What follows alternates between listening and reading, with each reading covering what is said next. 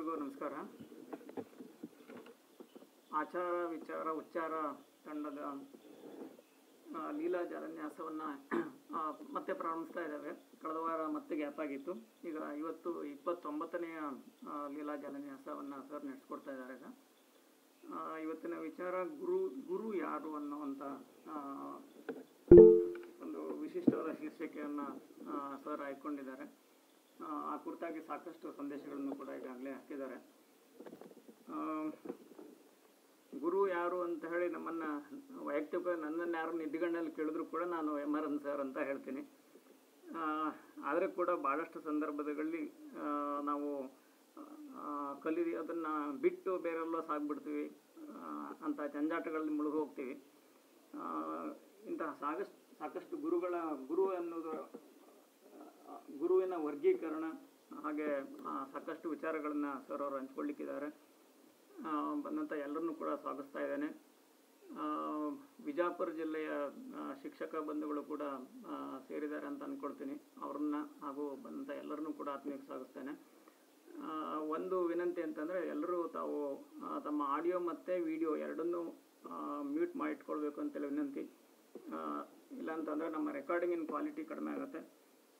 ಹಾಗೆ ಈ ಲೀಲಾ ಜಾಲನ್ಯಾಸ ಕಾರ್ಯಕ್ರಮ ನಿರಂತರವಾಗಿ ಮುಂದುವರಿತಾ ಇದೆ, ಅಥವಾ ಈ ರೀತಿಯಾದಂಥ ಒಂದು ಜಾಲನ್ಯಾಸಗಳು ನಡೀತಾ ಇದೆ.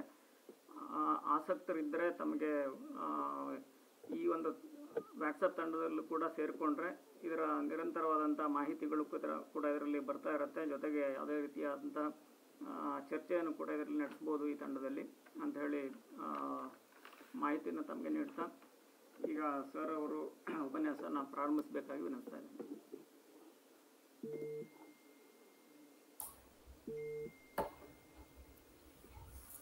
ಎಲ್ಲರಿಗೂ ಗೌರವಪೂರ್ವಕ ನಮಸ್ಕಾರ. ಆತ್ಮೀಯರೇ, ಈಗ 2 ತಿಂಗಳಿಂದ ವಿವಿಧ ಸಮಾರಂಭಗಳಲ್ಲಿ ಭಾಗವಹಿಸಿ ಕೃತಕ ಪರಿಸರದಲ್ಲಿ ಸಹಜ ನಗೆಯೇ ಮರೆತು ಹೋಗುವಷ್ಟು ಕಾರ್ಯಕ್ರಮಗಳಲ್ಲಿ ಪಾಲ್ಗೊಂಡಿದ್ದೇನೆ.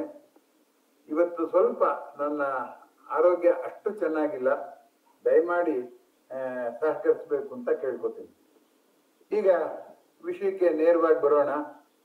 ಈ ಗುರು ಅನ್ನುವ ಪದ ಧಾರಾಳವಾಗಿ ಬಳಕೆ ಆಗ್ತಾ ಇದೆ. ಆದರೆ ಗುರು ಅನ್ನುವ ತತ್ವ, ಗುರು ಅನ್ನುವುದರ ಜಾರಿ ತುಂಬಾ ಹಿಂದೆ ಸರಿದಿದೆ ಅನ್ನುವಂಥದ್ದು ಈ ಗುರು ಶಬ್ದದ ವಿಶೇಷ.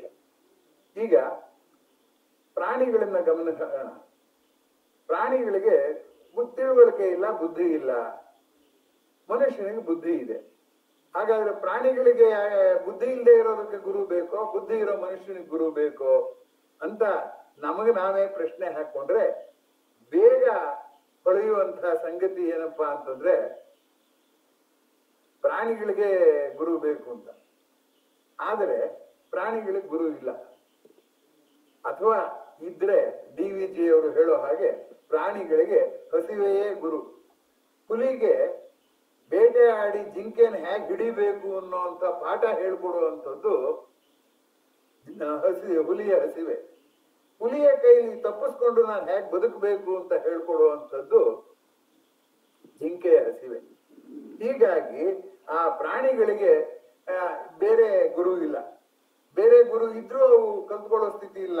ದಡ್ಡರಿಗೆ ಗುರು ಅನ್ನೋದಕ್ಕಿಂತ ಹೇಳ್ಕೊಟ್ಟಿದ್ದನ್ನು ಗ್ರಹಿಸುವಂತ ಆಸಕ್ತಿನೂ ಬೇಕಲ್ಲ, ಸಾಮರ್ಥ್ಯನೂ ಬೇಕಲ್ಲ. ಪ್ರಾಣಿಗಳಿಗೆ ಆ ಸಾಮರ್ಥ್ಯ ಇಲ್ಲ. ಆದ್ರಿಂದ ಪ್ರಾಣಿಗಳಿಗೆ ಗುರು ಬೇಕಿಲ್ಲ ಅಂತ ತೀರ್ಮಾನ ಪ್ರಾಣಿಗಳಿಗೆ ಗುರು ಬೇಕಿಲ್ಲ ಅನ್ನೋದನ್ನ ಇನ್ನೊಂದು ದೃಷ್ಟಿ ತೀರ್ಮಾನ ಮಾಡ್ಬೋದು. ಯಾವಾಗ ನಮಗೆ ಹಸಿವೆಗಳ ತಾಕಲಾಟ ಆಗುತ್ತೋ, ಯಾವ ಹಸಿವೆಯನ್ನ ಮೊದಲು ಪೂರೈಸ್ಕೋಬೇಕು, ಯಾವ ಹಸಿವೆಯನ್ನ ಆಮೇಲೆ ಪೂರೈಸ್ಕೋಬೇಕು ಅನ್ನುವಂತ ಅನುಮಾನ ಸೃಷ್ಟಿ ಆಗುತ್ತೋ ಆಗ ಮಾರ್ಗದರ್ಶನ ಮಾಡೋದಕ್ಕೆ ಗುರು ಬೇಕು. ಆದ್ರೆ ಪ್ರಾಣಿಗಳಿಗೆ ಆ ಗೊಂದಲವೇ ಇಲ್ಲ. ಅವಕ್ಕಿರೋದು ಒಂದೇ, ಹೊಟ್ಟೆ ಹಸುವನ್ನ ಪೂರೈಸ್ಕೊಳ್ಳೋದು, ಬೇರೆಯವರಿಗೆ ಸಾಯಿಸೋದನ್ನ ತಪ್ಪಿಸ್ಕೊಳ್ಳೋದು. ಈ ಎರಡೇ ಗುರಿ ಇರೋದ್ರಿಂದ ಅವುಗಳ ಬದುಕಿನಲ್ಲಿ ಗೊಂದಲವಿಲ್ಲ. ಆ ಗೊಂದಲವಿಲ್ಲದ ಬದುಕಿಗೆ ಗುರುವಿನ ಅಗತ್ಯವೇ ಇಲ್ಲ. ಇದು ನಾವು ಈ ಗುರುವಿನ ತತ್ವವನ್ನ ಬರೇ ಶಬ್ದ ಅನ್ಕೊಂಡ್ಬಿಟ್ಟು ಗುರುಗಳಿದ್ದಾರೆ ನಮ್ಗೆ ಬೇಕಾದಷ್ಟು ಜನ, ಗುರುಗಳು ನಮ್ಗೆ ಇಲ್ಲೇ ಇದ್ರೆ ನಡೆಯೋದೇ ಇಲ್ಲ ಇಂಥದ್ದೆಲ್ಲ ಹೇಳ್ತೀವಿ. ಈಗ ಮನುಷ್ಯನ ವಿಷಯಕ್ಕೆ ಬರೋಣ. ಮನುಷ್ಯಂಗೆ ಗುರು ಇದಾರೋ ಇಲ್ವೋ ಅಂದಾಗ ಎಲ್ಲರೂ ನಮಗೆ ಗುರು ಇದ್ದಾರೆ ಅಂತ ಹೇಳ್ತಾರೆ. ಧಾರ್ಮಿಕ ಗುರುವನ್ನೋ, ಶಾಲೆಯಲ್ಲಿ ಪಾಠ ಕಲಿಸಿದವ್ರನ್ನೋ, ಯಾವುದೋ ಸಂದರ್ಭದಲ್ಲಿ ಸರಿಯಾಗಿ ಮಾರ್ಗದರ್ಶನ ಮಾಡಿದವ್ರನ್ನೋ ನಾವು ಎಲ್ಲಾರನ್ನೂ ಅಧ್ಯಾಪಕರು ಅಂತ ಹೇಳ್ದಲೆ ಹಿರಿಯರಾದವ್ರನ್ನ ಗುರು, ವಯಸ್ಸಲ್ಲಿ ದೊಡ್ಡವರಾದವ್ರನ್ನ ಹಿರಿಯರು ಅಂತೀವಿ, ಅನುಭವ ಇರೋರ್ನ ಗುರು ಅಥವಾ ಅಧ್ಯಯನ ಮಾಡಿದವ್ರನ್ನ ಗುರು ಅಂತ ಅಂತೀವಿ, ಜೊತೆಯವರಾದ್ರೆ ಗೆಳೆಯರು ಅಂತೀವಿ. ಹಾಗಾಗಿ ವಯಸ್ಸಾದ ಗೆಳೆಯರನ್ನೆಲ್ಲ ನಾವು ಗುರು ಅಂತಲೇ ಕರೆದು ಬಿಡ್ತೀವಿ. ಏನ್ ನಮ್ಗೇನ್ ಕಷ್ಟ, ಕರಿಬಹುದು. ಆದ್ರೆ ಗುರು ಅಂತಂದಾಗ ಆ ಗುರುವಿನ ಮೂಲಕ ನಾನು ಏನು ಕಲಿತೆ, ಆ ಕಲಿತದ್ದನ್ನ ನಾನು ಹೇಗೆ ಜಾರಿಗೊಳಿಸ್ತೀನಿ ಅಂತ ಉದಾಹರಣೆ ಹೇಳಿದಾಗ ಗೊತ್ತಾಗತ್ತೆ ಗುರು ಅನ್ನೋದು ಕೇವಲ ಗೌರವ ಸೂಚಕ ಶಬ್ದವೇ ಹೊರತು ಗುರುವಿನ ಕರ್ತವ್ಯ ನಿರ್ವಹಣೆಯ ಅಥವಾ ಗುರು ಶಿಷ್ಯರ ಸಂಬಂಧದ ಒಂದು ಲಕ್ಷಣಗಳು ಆ ಸಂಬಂಧದಲ್ಲಿ ಎಷ್ಟು ಮಟ್ಟಿಗಿದೆ ಅನ್ನೋದು ಅವರವರೇ ಹುಡುಕೋಬೇಕು. ಹೀಗಾಗಿ ಗುರುವಿನ ಬಗ್ಗೆ ಮಾನವರಿಗೆ ಶಬ್ದದ ಬಳಕೆ ಗೊತ್ತೇ ಹೊರತು ಅದನ್ನ ಆಸ್ವಾದಿಸುವುದಾಗ್ಲಿ, ಆನಂದಿಸುವುದಾಗ್ಲಿ, ಕಲಿಯೋದಾಗ್ಲಿ ನಾವು ನಿರೀಕ್ಷೆ ಮಾಡಿದ ಮಟ್ಟಕ್ಕೆ ಇಲ್ಲ ಅನ್ನುವಂಥದ್ದ ನಾವು ಒಪ್ಕೋಬೇಕು. ಈಗ ಇನ್ನೊಂದು ಸ್ವಲ್ಪ ಮುಂದೆ ಹೋಗೋಣ. ಗುರು ಅನ್ನೋನು ಯಾರದು? ಗುರು ಯಾರು ಅಂತಂದಾಗ ನನ್ನ ಗುರು ಇದ್ದಾನೆ ಅನ್ನೋದೇ ಅನುಮಾನಕ್ಕೆ ಬಂದಿದೆ ಅಂತ ಈಗ ನಾನಿನ್ನು ಹೇಳಿದೆ. ಈಗ ನಮ್ಮ ಜೀವನದ ಗುರು ಯಾರು ಅನ್ನೋದನ್ನ ನಮ್ಮ ಜೀವನದ ಗುರಿ ಯಾವುದು ಅನ್ನೋದು ನಿರ್ಧಾರ ಮಾಡಿ. ಕುವೆಂಪು ಅವರು ಹೇಳಿದ್ರು, ಹಿಂದೊಂದು ಗುರಿ ಇತ್ತು, ಮುಂದೊಂದು ಗುರಿ ಇತ್ತು, ಹಿಂದೊಬ್ಬ ಗುರುವಿದ್ದ, ಹೊರಟಿತ್ತು ವೀರರ ತಂಡ. ಮುಂದಂತೂ ಗುರಿ ಇಲ್ಲ, ಹಿಂದಂತೂ ಗುರುವಿಲ್ಲ, ಹೊರಟಿದೆ ಷಂಡರ ತಂಡ ಅಂತ ಅನ್ನುವ ಒಂದು ವಿಷಾದದ ಮಾತನ್ನ ಕುವೆಂಪು ಅವರು ಹೇಳಿದ್ರು. ಆದ್ರಿಂದ ಗುರು ಬೇಕು ಅಂತ ನಮ್ಗೆ ಅನ್ನಿಸ್ಬೇಕಾದ್ರೆ ನಮಗೊಂದು ಗುರಿ ಇರಬೇಕು. ಆ ಗುರಿಯನ್ನ ನಮಗಿಂತ ಮುಂಚೆನೆ ಏನಾದ್ರು ಸಾಧನೆ ಮಾಡಿ ಆ ಸಾಧನೆಯನ್ನ ನಾನು ಮೈಗೂಡಿಸ್ಕೋಬೇಕು ಅನ್ನುವಾಗ ಗುರುವನ್ನ ಹುಡುಕೊಂಡು ಹೋಗುವಂತ ಒಂದು ಸಂದರ್ಭ ಬರುತ್ತೆ. ಆದ್ರೆ ಗುರಿಯೇ ಇಲ್ಲದೆ ಇರುವಾಗ ಆ ಗುರು ಬೇಕಾಗೋದಿಲ್ಲ. ಗುರಿ ಇದ್ರೆ ತಾನೇ ಗುರು. ಅದನ್ನ ಕುವೆಂಪು ಅವರು ಸರಿಯಾಗಿ ಗುರುತಿಸಿದ್ದಾರೆ. ಇದು ಒಂದು ದೃಷ್ಟಿಕೋನದಲ್ಲಿ ಗುರುವನ್ನ ನೋಡುವ ರೀತಿ. ಇನ್ನೊಂದು ದೃಷ್ಟಿಕೋನದಲ್ಲಿ ನೋಡೋಣ. ನಮಗೆ ಗೊಂದಲ ಉಂಟಾದಾಗ ಗುರು ಬೇಕಾಗ್ತದೆ. ನಮಗೆ ಗೊಂದಲವೇ ಉಂಟಾಗದೇ ಇದ್ರೆ ಅವಾಗ ಗುರು ಬೇಕಾಗೋದೇ ಇಲ್ಲ. ಗು ಅಂದ್ರೆ ಗುಹ್ಯವಾದದ್ದು ಅಂತ. ಗುಹೆ ಅಂದ್ರೆ ನಿಗೂಢ, ಒಳಗಡೆ ಕತ್ಲೆ, ಏನಿದೆಯೋ ಗೊತ್ತಿಲ್ಲ. ಅದನ್ನ ಬೆಳಕಾಗಿಸಿ ಎಲ್ಲವನ್ನು ಸ್ಪಷ್ಟ ಮಾಡಿಸೋನು ಗುರು ಅಂತ. ನಮಗೆ ಯಾವಾಗ ಯಾವುದು ನಮ್ಮ ಬದುಕಿನ ಬಗ್ಗೆ ಎಲ್ಲವೂ ಸ್ಪಷ್ಟವಿದೆ, ನನ್ನ ನಿರ್ಧಾರ ನಾನೇ ತಗೋತೀನಿ ಎನ್ನುವಾಗ ಗುರು ಬೇಕಾಗಲ್ಲ ಅನ್ನುವಂಥದ್ದು. ಆದ್ರೆ ಭಾರತೀಯ ಪರಂಪರೆಯಲ್ಲಿ ಗುರು ಇಲ್ದಲೆ ನಮ್ಮ ಬದುಕು ಸುಗಮವಾಗೋದಿಲ್ಲ, ಪೂರ್ಣವಾಗೋದಿಲ್ಲ ಅನ್ನೋ ಭಾವನೆ ಮುಂಚೆಯಿಂದ ಬಂದಿದೆ. ಬೇರೆ ದೇಶದಲ್ಲಿ ಆ ಗುರುವಿನ ಪರಿಕಲ್ಪನೆ ಬೇರೆನೇ ಇದೆ. ಈ ಎರಡನ್ನು ಈಗ ಸಂಕ್ಷೇಪವಾಗಿ ನಿಮ್ಮ ಮುಂದೆ ಸಾದರಪಡಿಸೋದಕ್ಕೆ ಪ್ರಯತ್ನ ಪಡ್ತೇನೆ. ಆತ್ಮೀಯರೇ, ನಮ್ಮ ಬದುಕು ಗಳಿಸುವುದು, ವೆಚ್ಚ ಮಾಡೋದು, ಬದುಕನ್ನ ಸುಖವಾಗಿ ಸಾಗಿಸೋದು ಅಂತ ಅನ್ನೋದಾದ್ರೆ ಗುರು ಬೇಕಾಗಿಲ್ಲ. ಯಾಕೆಂದ್ರೆ ಅದಕ್ಕೆ ಬೇಕಾಗುವಂತಹ ಗುರು ವ್ಯಾವಹಾರಿಕ ಸಂಗತಿಗಳನ್ನು ಕಲಿಸುವ ಶಾಲಾ ಅಧ್ಯಾಪಕರೇ ಸಾಕು. ಶಾಲಾ ಅಧ್ಯಾಪಕರು ಗುರುಗಳಲ್ಲ. ಯಾಕೆಂದ್ರೆ ಹೊಟ್ಟೆ ಹೊರ್ಕೊಳ್ಳೋದಕ್ಕೋಸ್ಕರ ಅಧ್ಯಾಪಕರಾದವರು ಹೊಟ್ಟೆ ಹೊರ್ಕೊಳ್ಳೋದನ್ನ ಹೇಳ್ಕೊಡೋರು ಅಷ್ಟೇ. ಅವರು ಜೀವನದ ದ್ವಂದ್ವಗಳನ್ನ ಮತ್ತೆ ಗೊಂದಲಗಳನ್ನ ಎದುರಿಸುವುದಕ್ಕೆ ನೆರವಾಗುವ ಗುರು ಅವರಲ್ಲ. ಆದ್ದರಿಂದ ನಮ್ಗೆ ಕೆಲವು ಸರಿ ಎಲ್ಲರೂ ಗುರುಗಳು ಅಂತ ಅಂದಾಗ ಬಹಳ ಹೆಮ್ಮೆ ಅಂತ ಅನ್ಸುತ್ತೆ. ಅದಕ್ಕೋದ್ರೆ ನಾವು ಅವ್ರು ಅನ್ಕೊಳ್ಳಿ ಏನಂತ ನಮ್ಮ ಅಧ್ಯಾಪಕರು ಅಂತ, ನಮ್ಮ ಮಾರ್ಗದರ್ಶಕರು ಅನ್ನೋಕ್ಕಿನ್ನ ಗುರು ಅನ್ನೋ ಪದ ಚೆನ್ನಾಗಿದೆ. ಗುರು ಅಂದ್ರೆ ದೊಡ್ಡದು. ಗೌರವ ಅನ್ನೋ ಪದ ಗುರು ಅನ್ನೋದ್ರಿಂದಲೇ ಬಂದಿರೋದು. ಅದರಿಂದ ನಾವು ಬೇಡ ಅನ್ನಲ್ಲ, ಅನ್ಕೊಂಡಿರ್ತೀವಿ. ಹೀಗೆ ನಡೀತಾ ಇದೆ. ಆದ್ರೆ ಭಾರತೀಯ ಚಿಂತನೆ ಹೇಗಪ್ಪ ಅಂದ್ರೆ ಜೀವನಕ್ಕೆ ನಾಲ್ಕು ಗುರಿಗಳದು 4 ಅಂಶಗಳು ಇರಬೇಕು ಅಂತ ಹೇಳ್ತಾರೆ. ಧರ್ಮ, ಅರ್ಥ, ಕಾಮ, ಮೋಕ್ಷ ಅಂತ. ಈಗ ನಮಗೆ ಈ ಧರ್ಮ ಬೇಕಾಗಿಲ್ಲ, ಮೋಕ್ಷ ಬೇಕಾಗಿಲ್ಲ, ಈಗ ಎರಡೇ ಇರೋದು, ಅರ್ಥ ಕಾಮ. ದುಡ್ಡು ಸಂಪಾದನೆ ಮಾಡ್ಬೇಕು, ನಾನು ಆಸೆ ಪೂರೈಸ್ಕೋಬೇಕು ಅಂತಂದಾಗ ಗುರು ಬೇಕಾಗಲ್ಲ. ಆದ್ರೆ ಈ ಆಸೆ ಪೂರೈಸ್ಕೊಳ್ಳೋದ್ರ ಜೊತೆಗೆ ಬದುಕಿಗೆ ಒಂದು ಗುರಿ ಇದೆ. ಆ ಬದುಕಿನ ಗುರಿ ಏನಪ್ಪಾ ಅಂದ್ರೆ ಆಸೆ ಪೂರೈಸ್ಕೊಳ್ಳುವಾಗ ಇನ್ನೊಬ್ಬರ ಆಸೆಗೆ ಏನು ತೊಂದರೆ ಕೊಡ್ಕೂಡ್ದು, ಅಥವಾ ನನ್ನ ಪರಿಸರಕ್ಕೆ ಏನು ಹಾನಿ ಮಾಡ್ಕೂಡ್ದು ಅನ್ನುವ ಒಂದು ಸಂಕೋಚ ಇದ್ರೆ ಆಗ ನಾನು ಏನ್ ಮಾಡ್ತಿರೋ ಸರಿನಾ ಅಂತ ಯಾರನ್ನಾರು ಕೇಳುವಂತಹ ಒಂದು ಆಸೆ ಉಂಟಾಗುತ್ತೆ. ಧರ್ಮ ಅನ್ನೋದು ಇವತ್ತು ನಮ್ಗಿಲ್ಲ. ನಿನ್ನಿಷ್ಟ ನನ್ನಿಷ್ಟ, ನಿನ್ನಿಷ್ಟ ನಡಿಬೇಕಾ ನನ್ನಿಷ್ಟ ನಡಿಬೇಕಾ, ಯಾವ ನಿರ್ಧಾರ ಆಗ್ಬೇಕು. ಹೀಗೆ ತಂದೆ ಮಕ್ಕಳ ಮಧ್ಯೆ ಅಥವಾ ಆತ್ಮೀಯರ ಮಧ್ಯೆ, ಹಿರಿಯರು ಕಿರಿಯರ ಮಧ್ಯೆ ಏನಾಗಿದೆ ಅಂತಂದ್ರೆ ವಿಚಾರ ವಿನಿಮಯಕ್ಕೆ ಆಸ್ಪದವೇ ಇಲ್ಲ. ಹಿರಿಯರೇನಾರು ಹೇಳಕ್ ಬಂದ್ರು ಅಥವಾ ಗುರುಗಳೇನಾರು ನಾನು ಹಿಂಗಿನ ಗಾಣ ಹೇಳ್ತೀನಿ ಅಂತ ಬಂತು ಅಂದ್ರೆ ನಿಮ್ ಕಾಲದ ಹೇಳ್ತೀರಾ, ನಮ್ ಕಾಲದ್ದೇ ಬೇರೆ ಅಂತ ಯುವಕ ಹೇಳುವಾಗ ಹಿರಿಯರು ಬಾಯಿ ಮುಚ್ಕೋಬೇಕಾಗುತ್ತೆ.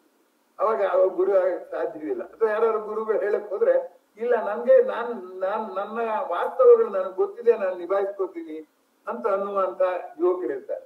ಹಾಗೇನೆ ಹಿರಿಯರು ಅಷ್ಟೇ ಯಾವ್ದನ್ನಾರು ಹೇಳುವಾಗ ನೋಡಪ್ಪ ಇದು ಧರ್ಮ ಅನ್ನುವ ದೃಷ್ಟಿಯಿಂದ ಹೇಳುವಂಥದ್ದು.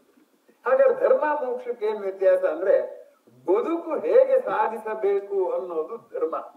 ಅರ್ಥ ಕಾಮಗಳ ಅರ್ಥದ ಗಳಿಕೆ ಮತ್ತು ವೆಚ್ಚ ಮಾಡ್ತಾ ಆಸೆಗಳ ಪೂರೈಕೆ ಮತ್ತು ಸಂಯಮದಿಂದ ಇರಬೇಕಾದಾಗ ಇವುಗಳನ್ನ ಹೇಗೆ ಸಾಧಿಸಬೇಕು ಅನ್ನೋಂತ ಅನುಮಾನ ಬಂದಾಗ ಧರ್ಮ ಬೇಕಾಗುತ್ತೆ. ಅಲ್ಲಿವರೆಗೂ ಧರ್ಮ ಬೇಕಾಗುದಿಲ್ಲ. ನಮ್ಗೆ ಆ ತರ ಅನುಮಾನ ಬಂದ ಹಾಗೆ ಈಚಿನ ದಿನಗಳಲ್ಲಿ ಕಾಣೋದಿಲ್ಲ. ನಮ್ದು ಅನುಮಾನವೆಲ್ಲ ಏನಂದ್ರೆ ನನ್ನ ಆದಾಯ ವೆಚ್ಚ ಸರಿದೂಗಿಸೋದೇ ಹೊರತು ಇನ್ನೊಬ್ಬರ ಮನಸ್ಸಿಗೆ ಏನಾಗ್ತಾ ಇದೆ, ಇನ್ನೊಬ್ಬರನ್ನ ಹೇಗೆ ಸಂತೋಷ ಪಡಿಸಬಲ್ಲೆ, ಅವು ಇನ್ನೊಬ್ಬರಿಂದ ಬೇಜಾರಾದ್ದನ್ನ ಹೇಗೆ ಸಹಿಸಿಕೊಳ್ಳೋದು, ಇಂಥ ಪ್ರಶ್ನೆಗಳೇ ಹೇಳದೇ ಇದ್ದಾಗ ಧರ್ಮ ದುರ್ಬಲವಾಗಿದೆ. ಧರ್ಮ ದುರ್ಬಲವಾಗಿದ್ಮೇಲೆ ಅಧ್ಯಾಪಕರು ಗುರುಗಳು ದುರ್ಬಲ ಆಗ್ಲೇಬೇಕಾಗುತ್ತೆ, ಅಥವಾ ಗುರುಗಳಿಗೆ ಒಂದು ಮನ್ನಣೆ ಸಿಗುವ ಸಾಧ್ಯತೆ ತುಂಬಾ ಕಡಿಮೆ ಅನ್ನುವಂಥದ್ದು ಗಮನಿಸ್ಬೇಕಾಗುತ್ತೆ.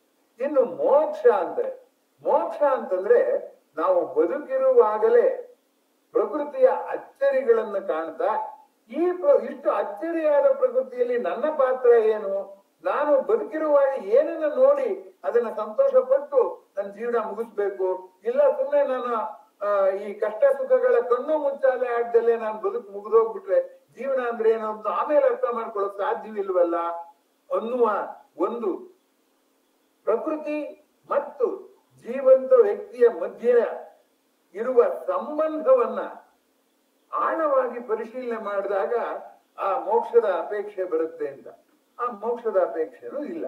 ಆ ದೃಷ್ಟಿಯಿಂದ ಪಾಶ್ಚಿಮಾತ್ಯ ದೇಶಗಳಲ್ಲಿ ಆ ಧರ್ಮದ ಪ್ರಶ್ನೆ ಮತ್ತು ಮೋಕ್ಷದ ಪ್ರಶ್ನೆ ಇಲ್ಲ, ಅಲ್ಲಿ ಬರೇ ನೀತಿಯ ಪ್ರಶ್ನೆ ಇದೆ ಅಷ್ಟೇ. ಆದ್ರಿಂದ ನೀತಿಯನ್ನ ಹೇಳೋದಕ್ಕೆ, ಜೀವನ ಮಾಡೋದನ್ನ ಸಾಗೋದಕ್ಕೆ ಹೇಳುವಂತ ಅಧ್ಯಾಪಕರಿದ್ದಾರೆ ಹೊರತು ಗುರುಗಳವರಿಗಿಲ್ಲ, ಬೇಕಾಗೂ ಇರ್ಲಿಲ್ಲ. ಈಗ ನಾವು ಕೂಡ ಅದೇ ಜೀವನ ಶೈಲಿಯ ಹಿಂದೆ ಸಾಗಿರೋದ್ರಿಂದ ಇಲ್ಲಿ ಕೂಡ ಇದು ಅಪ್ರಸ್ತುತ ಅಲ್ಲ ಅನ್ನುವಂಥದ್ದು, ಆ ಅಪ್ರಸ್ತುತ ಅನ್ನೋ ಭಾವನೆ ಇದೆ ಅನ್ನುವಂಥದ್ದು. ಇನ್ನೊಂದು ದೃಷ್ಟಿಯಿಂದ ಗುರು ಅನ್ನುವಂಥದ್ದನ್ನ ನೋಡಿರುವಂಥದ್ದನ್ನ ನಾವು ನೋಡ್ತೀವಿ. ಭಾರತೀಯ ಚಿಂತನಕಾರರು ಈ ಗುರು ಅನ್ನೋದನ್ನ ಬೇರೆ ಬೇರೆ ದೃಷ್ಟಿಯಿಂದ ನೋಡ್ತಾರೆ. ಈಗ ಉದಾಹರಣೆಗೆ ಕಾವ್ಯಾನಂದ ಅನ್ನೋ ಒಂದು ಅಂಕಿತದಲ್ಲಿ ಬರೆದಂತ ಡಾಕ್ಟರ್ ಸಿದ್ದಯ್ಯ ಪುರಾಣಿಕ ಅವರು ಪ್ರಕೃತಿಯೇ ಗುರು, ಗಗನವೇ ಲಿಂಗವು, ಜಗವೇ ಕೂಡಲ ಸಂಗಮ, ಕುಡಿಯೇ ಭಸ್ಮವು, ಹುಲ್ಲೆ ಪತ್ರಿಯು, ಜಡವಿದೆಲ್ಲವೂ ಜಂಗಮ ಅಂತ ಅವ್ರು ಹೇಳ್ತಾರೆ. ಅವರು ಹೇಳ್ತಾರೆ ಗುರು ಆಗ್ಬೇಕಾದ್ದು ಒಬ್ಬ ವ್ಯಕ್ತಿ ವ್ಯಕ್ತಿಯೇ ಆಗ್ಬೇಕಾಗಿಲ್ಲ, ಪ್ರಕೃತಿಯೇ ಗುರು ಅಂತ ಅವ್ರು ಹೇಳ್ತಾರೆ. DVG ಹೇಳ್ತಾರೆ ಮನೆಯೇ ನಿನಗೆ ಮಠ ಅಂತ ತಿಳ್ಕೊ, ಮನೆಯಲ್ಲಿರೋರೆಲ್ಲ ನಿನಗೆ ಸಹನೆ ಕಲಿಸ್ತಾ ಇದ್ದಾರೆ ಅಂತ ತಿಳ್ಕೊ. ಆದ್ರಿಂದ ಗುರು ಅಂತಂದ್ರೆ ಯಾರೋ ಒಬ್ಬ ನಮಗಿನ್ನ ಭಿನ್ನವಾಗಿ ಆಲೋಚನೆ ಮಾಡಿ ಎತ್ತರದ ಸ್ಥಾನದಲ್ಲಿ ಕುಳಿತು ನಮಗೆ ಮಾರ್ಗದರ್ಶನ ಮಾಡುವಂತವನಲ್ಲ. ನಾವು ಎಲ್ಲರಿಂದಲೂ ಕಲಿತುಕೊಳ್ಳುವಂತ ಪ್ರವೃತ್ತಿಯನ್ನ ಯಾವತ್ತು ಬೆಳೆಸ್ಕೋತೀವೋ ಆಗ ನಮ್ಗೆ ಒಬ್ಬ ಗುರು ತಾನಾಗೆ ಸೃಷ್ಟಿಯಾಗ್ತಾನೆ ಅನ್ನುವಂತ ಅಂಶವನ್ನ ಅವ್ರು ಹೇಳ್ತಾರೆ. ಹಾಗಾಗಿ DVG ಅವರಂತೂ ಅನೇಕ ರೀತಿಯಲ್ಲಿ ಹೇಳ್ತಾರೆ. ಗುರು ಸೃಷ್ಟಿ ರಸಿಕತೆಗೆ ಮಂಕುತಿಮ್ಮ, ನನಗೆ ರಸಿಕತೆಯನ್ನು ಕಲಿಸಿಕೊಟ್ಟಿದ್ದು ಗುರು ಸೃಷ್ಟಿನೇ ಅಂದ್ರೆ ಪ್ರಕೃತಿನೇ ಅಂತ ಹೇಳ್ತಾರೆ. ಸೌಂದರ್ಯಕ್ಕೆ ಗುರು ಪ್ರಕೃತಿ ಅಂತ ಹೇಳ್ತಾರೆ. ಹೀಗಾಗಿ ಗುರುವೇ ಇಲ್ಲ ಅನ್ನುವ ಒಂದು ಧೋರಣೆ ಆದರೆ ಯಾವುದು ಬೇಕಾದರೂ ನಮ್ಮ ಸಾಮರ್ಥ್ಯಕ್ಕೆ ಅನುಗುಣವಾಗಿ ಗುರುವಾಗಬಲ್ಲದು, ಗುರುವಾಗಬೇಕು ಅನ್ನುವ ಸೂಚನೆಯನ್ನ ಇನ್ನು ಒಂದು ಸ್ಕೂಲ್ ಆಫ್ ಥಾಟ್ ಅಥವಾ ಆಲೋಚನಾ ಲಹರಿಯ ಜನ ವಿವರಿಸ್ತಾ ಇರೋದನ್ನು ಕೂಡ ನಮ್ಮ ಬರವಣಿಗೆಗಳಲ್ಲಿ ಅಚ್ಚುಕಟ್ಟಾಗಿ ನೋಡಬಹುದು. ಸರ್ವಜ್ಞ ಹೇಳ್ತಾನೆ, ಸರ್ವಜ್ಞನೆಂಬುವನು ಗರ್ವದಿಂದಾದವನೇ, ಸರ್ವರೊಳಗೊಂದೊಂದು ನುಡಿ ಕಲಿತು ವಿದ್ಯೆಯ ಪರ್ವತವೇ ಆದ ಸರ್ವಜ್ಞ ಅಂತ. ಹೀಗಾಗಿ ಈ ಗುರು ಇದಾನಲ್ಲ, ಅವನು ವಿದ್ಯೆಯ ಪರ್ವತ ಆಗ್ಬೇಕಾದ್ರೆ ಒಬ್ಬ ಗುರುವಿನ ಹತ್ರ ಹೋದ್ರೆ ಆಗೋದಿಲ್ಲ, ಸರ್ವರೊಳಗೂ ಒಂದೊಂದು ನುಡಿಯನ್ನು ಕಲಿತು ವಿದ್ಯೆಯ ಪರ್ವತವಾಗಬೇಕು. ಈ ಧೋರಣೆಯಲ್ಲಿ ಗುರು ಅನ್ನುವ ಶಬ್ದ ವಿಶಾಲವಾದ ಅರ್ಥ ತಗೊಳ್ತಾನೆ. ದೇವಸ್ಥಾನದಲ್ಲಿರುವ ಒಂದು ವಿಗ್ರಹವನ್ನೇ ದೇವರು ಅನ್ನೋದು ಬೇರೆ, ಸರ್ವಾಂತರ್ಯಾಮಿಯಾದಂತಹ ದೇವರಿದ್ದಾನೆ ಅನ್ನುವಂಥದ್ದು ಬೇರೆ. ಹಾಗಾಗಿ ದೇವರು ಮತ್ತೆ ವಿಗ್ರಹ ಇರೋ ಹಾಗೆ ಗುರು ಅಂತ ಯಾವುದೋ ಒಬ್ಬ ವ್ಯಕ್ತಿನ ಕರೆಯೋದು ಬೇರೆ, ಇಡೀ ಪ್ರಕೃತಿಯ ವಿದ್ಯಮಾನಗಳೇ ಗುರು ಅಂತ ಹೇಳೋದೇ ಬೇರೆ. ಈ ಎರಡಕ್ಕೂ ವ್ಯತ್ಯಾಸ ಇದೆ ಅಂತ. ಇಡೀ ಪ್ರಕೃತಿಯ ವಿದ್ಯಮಾನ ಗುರು ಅಂತಂದಾಗ ಯಾವುದು ಗುರು ಅಲ್ಲ ಅನ್ನುವಂಥದ್ದು. ಈಗ ನಾವು ಅನೇಕ ಉದಾಹರಣೆಗಳನ್ನ ಕೊಡ್ತಾ ಹೋಗ್ತೀವಿ. ಇಲ್ಲಿ ಎರಡು ತರ ಗುರುಗಳನ್ನ ನಾವು ನೋಡಬಹುದು ಪ್ರಕೃತಿಯನ್ನ ಗುರು ಅಂತ ಕರೆಯುವಾಗ. ಒಂದು ತರಹದ ಗುರು ಯಾವುದು ಅಂತಂದ್ರೆ ಪ್ರಕೃತಿಯ ರಚನೆ ಇದೆಯಲ್ಲ, ಆ ರಚನೆಯನ್ನ ನೋಡಿ ಆಶ್ಚರ್ಯ ಪಡುವಂತ ಒಂದು ಬಗೆಯಲ್ಲಿ ಅದರಿಂದ ಪಾಠ ಕಲಿಯುವಂಥದ್ದು. ಹೂವು ಮೃದುವಾಗಿದೆ, ನಾನು ಮೃದುವಾಗಿರ್ಬೇಕು. ವಜ್ರ ಕಠೋರವಾಗಿದೆ, ನಾನು ಕಠೋರವಾಗಿರ್ಬೇಕು ಅನ್ನುವ ರೀತಿಯಲ್ಲಿ ರಚನಾತ್ಮಕವಾದಂತಹ ಒಂದು ಪ್ರಕೃತಿಯನ್ನು ನೋಡಿ ಅದರಿಂದ ಪಾಠ ಕಲ್ತ್ಕೊಳ್ಳುವಂಥದ್ದು ಒಂದು ರೀತಿಯ ಪ್ರಕೃತಿಯಿಂದ ಕಲಿಕೆ. ಇನ್ನೊಂದು ರೀತಿಯ ಕಲಿಕೆನೂ ಉಂಟು. ಪ್ರಕೃತಿಯಲ್ಲಿರುವಂತಹ ಗತಿಶೀಲತೆ, ಪ್ರಕೃತಿಯಲ್ಲಿರುವಂತಹ ವೈವಿಧ್ಯ, ವೆರೈಟಿ, ಡೈವರ್ಸಿಟಿ ಅಂತ ನಾವೇನ್ ಕರಿತೀವಿ, ಅದು ಆ ಜೊತೆಗೆ ಅದರ ಅಲ್ಲಿ ನಡೆಯುತ್ತಿರುವಂತಹ ವಿದ್ಯಮಾನಗಳು, ಈವೆಂಟ್ಸ್, ಅದರಿಂದ ಕೂಡ ಪಾಠ ಕಲ್ತ್ಕೋಬಹುದು. ಈಗ ನಮ್ಮ ವಚನಕಾರರು ಈಳೆ ಮಾವು ನಿಂಬೆಗಳಿಗೆ ಕುಳಿ ನೀರ ನೆರೆದವರಾರಯ್ಯ ಅಂತ, ತಿಳಿ ನೀರನ್ನು ಹಾಕಿದರೆ ಕುಳಿ ನೀರು ಆಗುತ್ತಲ್ಲ. ಅಂದ್ರೆ ಪ್ರಕೃತಿ ನಮಗೆ ಗೋಚರವಾಗಿ ನಮಗೆ ಕಂಡು ಆಶ್ಚರ್ಯ ಪಡಿಸೋದಕ್ಕಿಂತ ಅಗೋಚರ ಲೀಲೆಗಳು ನಡೀತಾ ಇದೆಯಲ್ಲ.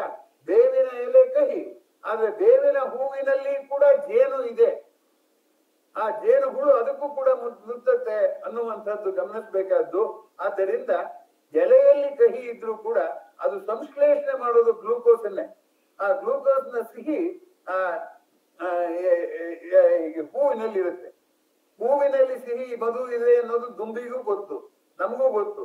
ಆದ್ರೆ ಎಲ್ಲೂ ನಾವು ಸಿಹಿ ಹಾಕಿಲ್ಲ ಗಿಡಕ್ಕೆ. ಆ ಸಿಹಿ ಹೇಗೆ ಗಿಡದಲ್ಲಿ ಸೃಷ್ಟಿಯಾಯ್ತು ಅನ್ನುವ ಬೆರಗನ್ನೂ ಕೂಡ ನಾವು ಪಡೆದಲೆ ಗಿಡ ಇರೋದೇ ಹಾಗೆ. ಬೇವಿನ ಸಿಹಿ ಇರುತ್ತೆ, ಅದಕ್ಕೇನಂತೆ, ಎಲ್ಲ ಹೂವಿನಲ್ಲೂ ಜೇನು ಇರುತ್ತೆ ಅಷ್ಟೇ. ಆದ್ರಿಂದ ಯಾವಾಗ ನಮಗೆ ಅಚ್ಚರಿ ಪಡುವ ಗುಣ ಇಲ್ಲವೋ ಆಗ ಪ್ರಶ್ನೆ ಹೇಳೋದಿಲ್ಲ. ಪ್ರಶ್ನೆ ಯಾವಾಗ ಹೇಳೋದಿಲ್ಲ ಅವಾಗ ಗುರು ಬೇಕಾಗುದಿಲ್ಲ. ಅದರಿಂದ ಗುರುವಿನ ಉದ್ಭವಕ್ಕೆ ಮುಂಚೆ ಯಾವ್ದು ಉದ್ಭವ ಆಗ್ಬೇಕು? ಪ್ರಶ್ನೆ ಉದ್ಭವ ಆಗ್ಬೇಕು. ಪ್ರಶ್ನೆಗೆ ನನಗೆ ಉತ್ತರ ಗೊತ್ತಿಲ್ಲ ಅನ್ನುವ ಒಂದು ಇತಿಮಿತಿಯೇ ನಮಗೆ ಒಂದು ವಿನಯ ತಂದುಕೊಟ್ಟು ಗುರುವನ್ನ ಹುಡುಕೊಂಡು ಹೋಗುವ ಹಾಗೆ ಮಾಡ್ಬೇಕು. ಈ ವಿನಯಗಳು ಇಲ್ಲದೆ ನಾನ್ ಕಾಣ್ನೆ ಅನ್ನುವ ಒಂದು ಕುರುಡು, ಅಹಂಕಾರದ ಕುರುಡು ಇದೆಯಲ್ಲ, ಅದು ಕಣ್ಣಿನ ಕುರುಡಲ್ಲ, ಬುದ್ಧಿಯ ಕುರುಡು ಅಂತ ನಾನು ಹಿಂದಿನ ಜಾಲನ್ಯಾಸದಲ್ಲಿ ಹೇಳಿದ್ದುಂಟು. ಹಾಗಾಗಿ ಆ ಬುದ್ಧಿಯ ಕುರುಡಾಗಿರೋದ್ರಿಂದ ನಮ್ಗೆ ಗುರು ಏನ್ ಬೇಕಾಗಿಲ್ಲ ಅನ್ನುವ ಧೋರಣೆ ನಾವು ಕಾಣ್ತೀವಿ. ಗುರುವನ್ನ ಅನೇಕ ರೀತಿಯಲ್ಲಿ ವರ್ಗೀಕರಣ ಕೂಡ ಮಾಡಿರುವಂತದ್ದುಂಟು.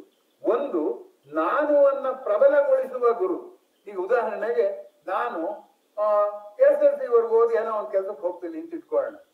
ಅದನ್ನೇ ನನ್ನ ಡಿಗ್ರಿನಲ್ಲಿ ಪಾಠ ಹೇಳ್ಬಿಟ್ಟು ನನ್ಗೆ ಇನ್ನೂ BSc B.Ed ಎಲ್ಲ ಮಾಡಿ MSc ಮಾಡಿ ಒಂದ್ ಕೆಲಸ ಕೊಡ್ತಿದ್ದಾನಲ್ಲ, ಆ ಗುರು ಇದ್ದಾರಲ್ಲ ಅವ್ರನ್ ಗುರು ಅಂತ ಅನ್ನುವಾಗ ನನ್ನ ಸಂಪಾದನೆಯ ಸಾಮರ್ಥ್ಯವನ್ನು ಹೆಚ್ಚಿದ್ರು, ನನ್ನ ಖರ್ಚು ಮಾಡುವ ಸಾಮರ್ಥ್ಯವನ್ನು ಹೆಚ್ಚಿದ್ರು. ಖರ್ಚು ಮಾಡೋದು ನಾನೇ ಕಲ್ತ್ಕೊಂಡ್ಬಿಟ್ಟಿದ್ದೀನಿ, ಸಂಪಾದನೆ ಮಾಡೋದು ನಾನು ಮಾಡ್ತಾ ಇದ್ದೀನಿ. ಅಂತವ್ರು ಏನಾಗುತ್ತೆ, ಅಹಮಿಕೆಯನ್ನ ನೆರೆಸುವ ಗುರು ಅಂತ ನಾನು ಕರೆಯೋದಿಕ್ಕೆ ಇಷ್ಟಪಡ್ತೇನೆ. ಆದ್ದರಿಂದ ಪಾಶ್ಚಿಮಾತ್ಯ ದೇಶಗಳು ಒಪ್ಪಿರುವ ಗುರು ಈಗ ನಾವು ಒಪ್ಪಿರುವ ಗುರು ಇದು ಯಾರು? ನಮ್ಮ ಅಹಮಿಕೆಯನ್ನ ಮೆರೆಸುವ ಗುರು. ಇನ್ನೊಬ್ಬ ಗುರು ಇದ್ದಾನೆ, ಅವನು ಅಹಮಿಕೆಯನ್ನ ಮರೆಸುವ ಗುರು. ನಂದೇನ್ ಮಹಾ, ನನ್ಗೆ ಎಷ್ಟು ಆಲೋಚನೆ ಮಾಡಕ್ ಬರುತ್ತೆ, ನಾನು ಶಾಂತವಾದವನು, ಅನಂತವಾದನ್ನ ಕಲ್ಪಿಸಿಕೊಳ್ಳಾರೆ. ನನ್ನ ಕಣ್ಣು, ನನ್ನ ಕಿವಿ, ನನ್ನ ಮೂಗು ಎಲ್ಲವೂ ಫೈನೈಟ್ ನೇ ನೋಡುತ್ತೆ. ಆದ್ರೆ ಅದು ಇನ್ಫೈನೈಟ್ ನ ದಾಖವಾಗಿ ನೋಡುವಂತ ಒಬ್ಬ ವ್ಯಕ್ತಿ ಇದ್ರೆ ಅದು ಇನ್ನೂ ಚೆನ್ನಾಗಿರುತ್ತೆ ಅಂತ ಅನ್ನಿಸ್ದಾಗ ದಯವಿಟ್ಟು ಸುಬ್ರಹ್ಮಣ್ಯ ಆಡಿಯೋ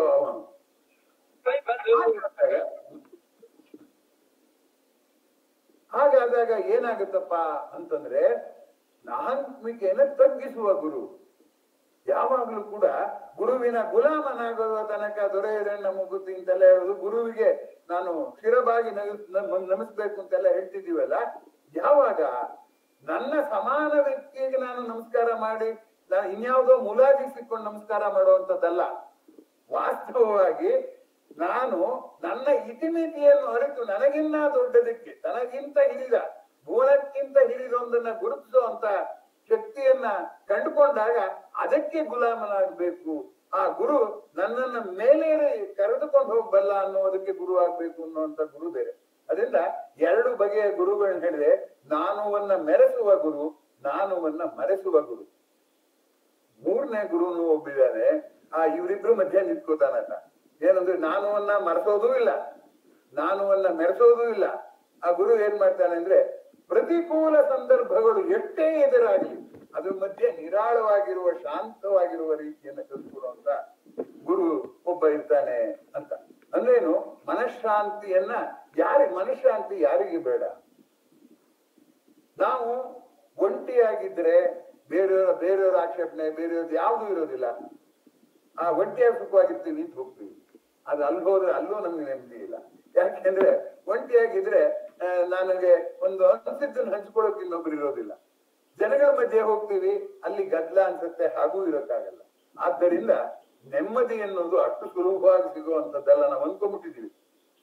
ಸರ್ವಜ್ಞ ಹೇಳಿದ ಅಂತ ನಾವು ಮತ್ತೆ ಮತ್ತೆ ಅನೇಕರು ಉದ್ಧರಿಸ್ತೀವಿ. ಏನು? ಬೆಚ್ಚನೆಯ ಮನೆಯಾಗಿ ವೆಚ್ಚಕ್ಕೆ ಹೊನ್ನಾಗಿ ಇಚ್ಛೆಯನ್ನು ಅರಿವ ಸತಿಯಾದೊಡೆ ಸ್ವರ್ಗಕ್ಕೆ ಕಿತ್ತು ಹೊತ್ತೆಂದ ಸರ್ವಜ್ಞ ಅಂತ. ಅದು ಅಣಕಿಸ್ಕೊಂಡಿರೋ ಪದ್ಯ ಅಷ್ಟೇ.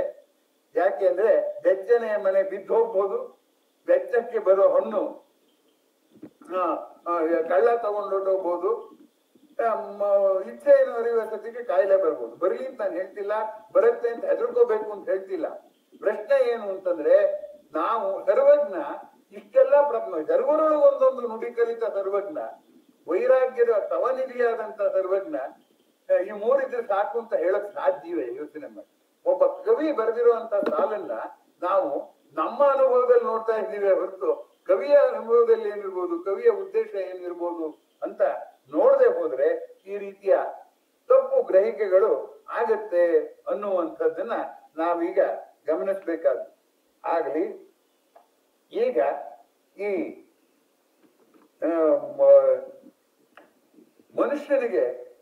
ಮನುಷ್ಯನ ಒಂದು ಪ್ರಾಣಿ ಅಂತ ಅನ್ಕೊಳ್ಳೋದಾದ್ರೆ, ಪ್ರಾಣಿಗೆ ಯಾವ ಹಸುವೆಯ ಗುರು ಇದೆಯೋ ಮನುಷ್ಯನಿಗೂ ಹಸುವೆಯ ಗುರು ಇದೆ.